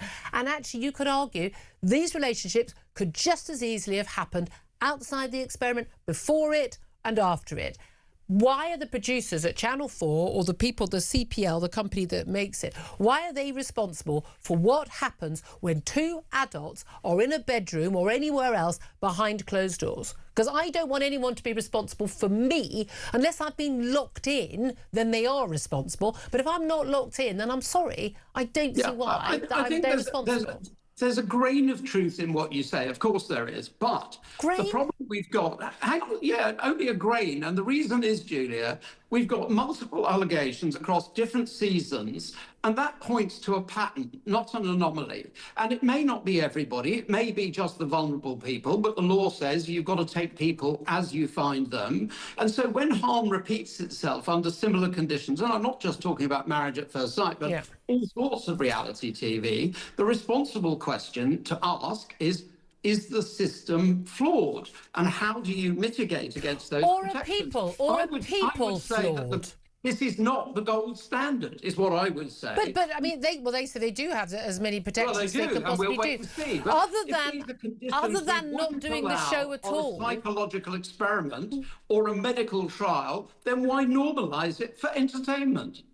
Because people want to watch it and people want to take part. And actually, there are a number of people. In the process, and they may be consenting to some level of injury. I would argue that a lot of these people, having watched a lot of these shows, are actually pretty damaged in the first place. In the same way, the people who go into these shows, their hunger for fame is such. And this is not a show. Some people are in it for fame. You're absolutely right about that. Absolutely right. But the hunger for fame is nearly always Mark. Let me finish. And a higher duty on the television company. The hunger for fame nearly always comes from people being a bit broken inside and being a bit being the trouble.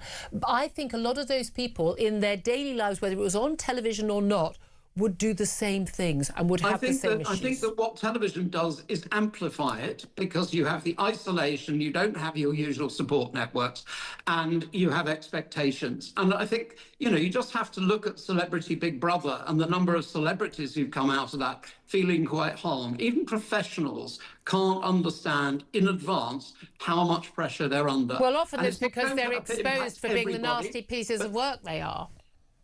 Well, that's probably true too, but the people who are in there are vulnerable, often damaged before they go in, and that, as a matter of law, gives a higher duty of care on the people not to allow a situation, a format, where damage can occur, further damage can occur. And there's no real meaningful follow-up afterwards. If somebody is psychologically damaged in this process, they kind of get one call afterwards and then they're bunged off. Well, some of them have actually been offered, therapy, at an institution, proper in-house unit, a unit where they actually go and live there. I mean, again, here's my thing. I just think that at some point adults have to be responsible for themselves, and if you are not speaking out, and again, I know a lot of women who are victims of sexual assault do not choose to speak out at the time, and I understand that. I'm not victim blaming, but I also think, some of the men involved here, they can, there's certainly one of them, absolutely, I would say was a wrong 'un, and every single person on screen the first episode went, he's a wrong 'un. But unfortunately, this was exactly the type of man that this woman was very attracted to. So, maybe some lessons have been learnt for her future. I just think at some point, I just don't think that TV companies have a duty of care to control every single aspect of the contestants' lives. People want to watch these shows. People want to appear on these shows. I don't think it's up to, the great and the good who basically sort of despise people for watching these shows to decide what people can and can't watch. I think, look, it has the attractions of the Roman arena. Of course it does. But fame, or a desire for fame, isn't a license for harm. Okay. The law doesn't recognise you wanted exposure. Here's the thing. As a waiver of basic protections. That's really the virtually every single top ballerina in the country and in the world is anorexic, because you can't be a ballerina if you have a normal diet. Most of them don't even have periods. They're so physically, skinnily unhealthy. Yeah. Let's ban ballet. Okay. Let's ban ballet. There's too much harm. It is intrinsic to the performance of ballet at top ballet companies that the women are unhealthily skinny. Performance of ballet, is it? Ban ballet. You can have fat ballerinas, but they mostly not fat ballerinas. Ballerinas who've had enough food in the last year. They have a period, for Christ's sake. Yeah, well, and that's ban ballerinas. No, it's in the system. Ban ballerinas. Ballet's over. Full stop. No, because that won't be banned, because the rich people like ballet and they look down on reality TV that the rest of us enjoy. We all enjoy reality TV. Just make it safe. Well, there we are. Mark, pleasure to talk to you. Media lawyer Mark Stevens. 12:49 is the time. Quick response from Tom Slater to that.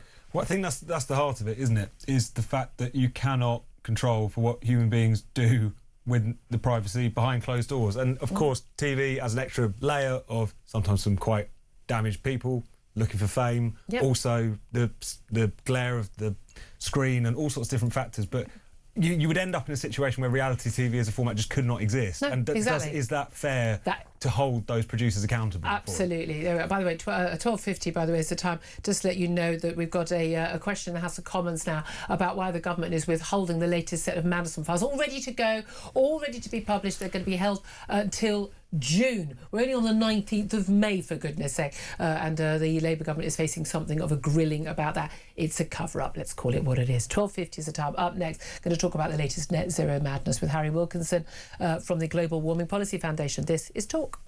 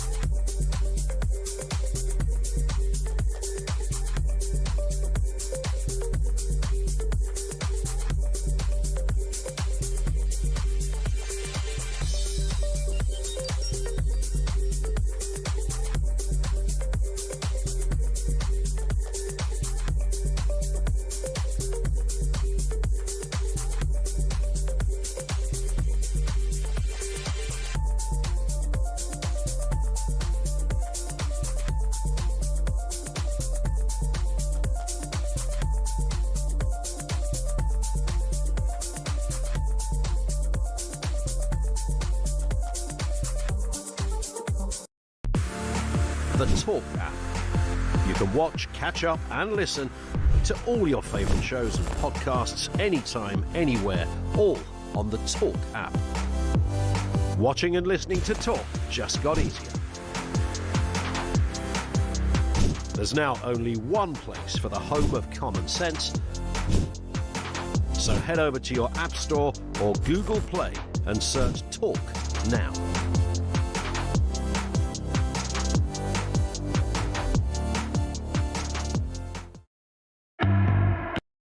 Across the UK, on DAB+, on YouTube, on your mobile, and on your side. This is Talk. A very good afternoon. Welcome back to the show. Coming up to 12:53. Thomas Slater's still with me. I'm Julia Hartley-Brewer. Right now we're joined by Harry Wilkinson. He's head of policy at the Global Warming Policy Foundation and joins us to talk about, well, the latest madness on net zero. Very good afternoon to you.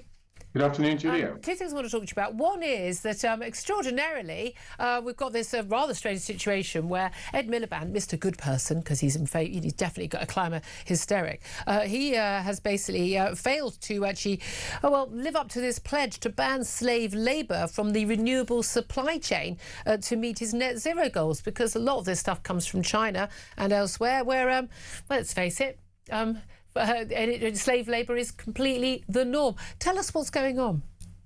Well, I mean, it's worth saying just to begin with that, this Chinese slave labour is going into many products. But that being said, Ed Miliband specifically committed, insofar as our energy supply chains were concerned, where wind and solar was concerned, that we were going to have no Chinese slave labour. A very worthy objective, you may say. But they've gone back on that. They've had to introduce a caveat saying, as far as possible. And it just goes to show when you're facing... I mean, this is unbelievable. I mean, this is, modern slavery. It's something that our politicians have talked about a long time, but this is real. And when you look at what's happening in the Xinjiang province, the Uyghur Muslims are having their society and culture erased, and they're being forced into these camps where they produce these goods. This is the most abject, miserable conditions for these workers. We're not talking about low wages in Bangladesh or something like this, but this extraordinary thing, the same Labour Party that is absolutely obsessed with apparently Gaza being a prison camp, and isn't that terrible? When we're talking about literal prison camps for Muslims, the Uyghur people in China, nothing to see here. Nothing to see here. I mean, I think the challenge they've had is with our complex global supply chains, being able to identify exactly which companies have supplied this. But what's interesting, a report by Sheffield Hallam University identified specific companies where they thought they were supplying UK renewables, but they were involved in these slave labour projects. So if they were able to identify it, surely the Energy Department can identify. You'd think they'd be able to. But this is the reality, and it will be well hidden. And I imagine if you turn up, everyone will be smiling and nice in the factory, and you go, oh, nothing to see here. But the reality is, we know that there are those slave labour camps in China. I think there's a very strong argument that we shouldn't be getting this stuff. It's supposed to be boosting British energy. Why are we getting our solar panels and our wind turbines from the other side of the world, from a country where it's not just slave labour? As you and I've discussed many times, a lot of these factories are powered by coal, for goodness sake. I mean, it's just absolute craziness. But added to this, I also want to talk to you, I mean, this doesn't surprise us, I mean, the abject hypocrisy on this. I also want to talk to you just very briefly about, now this is something that most people wouldn't know anything about, the RCP 8.5. And this is Intergovernmental Panel on Climate Change. We hear so much about the IPCC, and we're always told about these big warnings and how basically the world's going to die and it's awful, because one of the options in our post-industrial world, because of climate emissions, is that we could reach, we don't know for sure, but one of the computer models, well, none of them, suggest the worst case scenario is a massive amount of heating of the planet, runaway global warming, and we're all going to die. This is the full hysteria that we've seen on the BBC, Greta Thunberg, David Attenborough, you name it. That's just one of the models, and it's based on this RCP 8.5, isn't it? It's complicated. You explain what that is, but they've quietly dropped it, haven't they? They have. I mean, you mentioned how significant it was. This is huge. This is a United Nations Intergovernmental Panel on Climate Change, and this is a scenario that they create with their assessment reports, how they inform policymakers around the world, all of our governments, how they should be dealing with climate change. So this document is really of the highest significance. And what's changed here is not so far the science of climate change has changed, but what's happened is they've acknowledged something that we've known for a very long time, which is that when you put in all these junk numbers, you're going to get a junk result. These scenarios assume that the global population will rise way and above beyond what most experts would think human population based on the actual child birth rate. Yes, they say that, you know, coal consumption is going to grow, and that's going to be enormous. They say we're not going to have much technological progress, so that the fossil fuels that we do use, we're going to use inefficiently in the future. So when you put all these assumptions together, of course you get a really damaging outcome. And so it's very welcome that at last, and Roger Pilkey Jr., who I was grateful to interview last week, you know, has identified this. And it's incredibly important because the UK's own climate planning, the Met Office, who actually produced the UK climate projections, known as UK CP18. These have informed, you know, the Environment Agency, the Energy Agency, flood protection. These have advised all of these important bodies, and they've informed thousands and thousands of scaremongering articles about how bad climate change might be in the future. And now we're told... No, totally implausible. They actually used the word, it's implausible. It was always implausible. It was always a high end, but this is the graph that sort of goes like this in terms of heat. I mean, some of the claims were, our winters could be, 5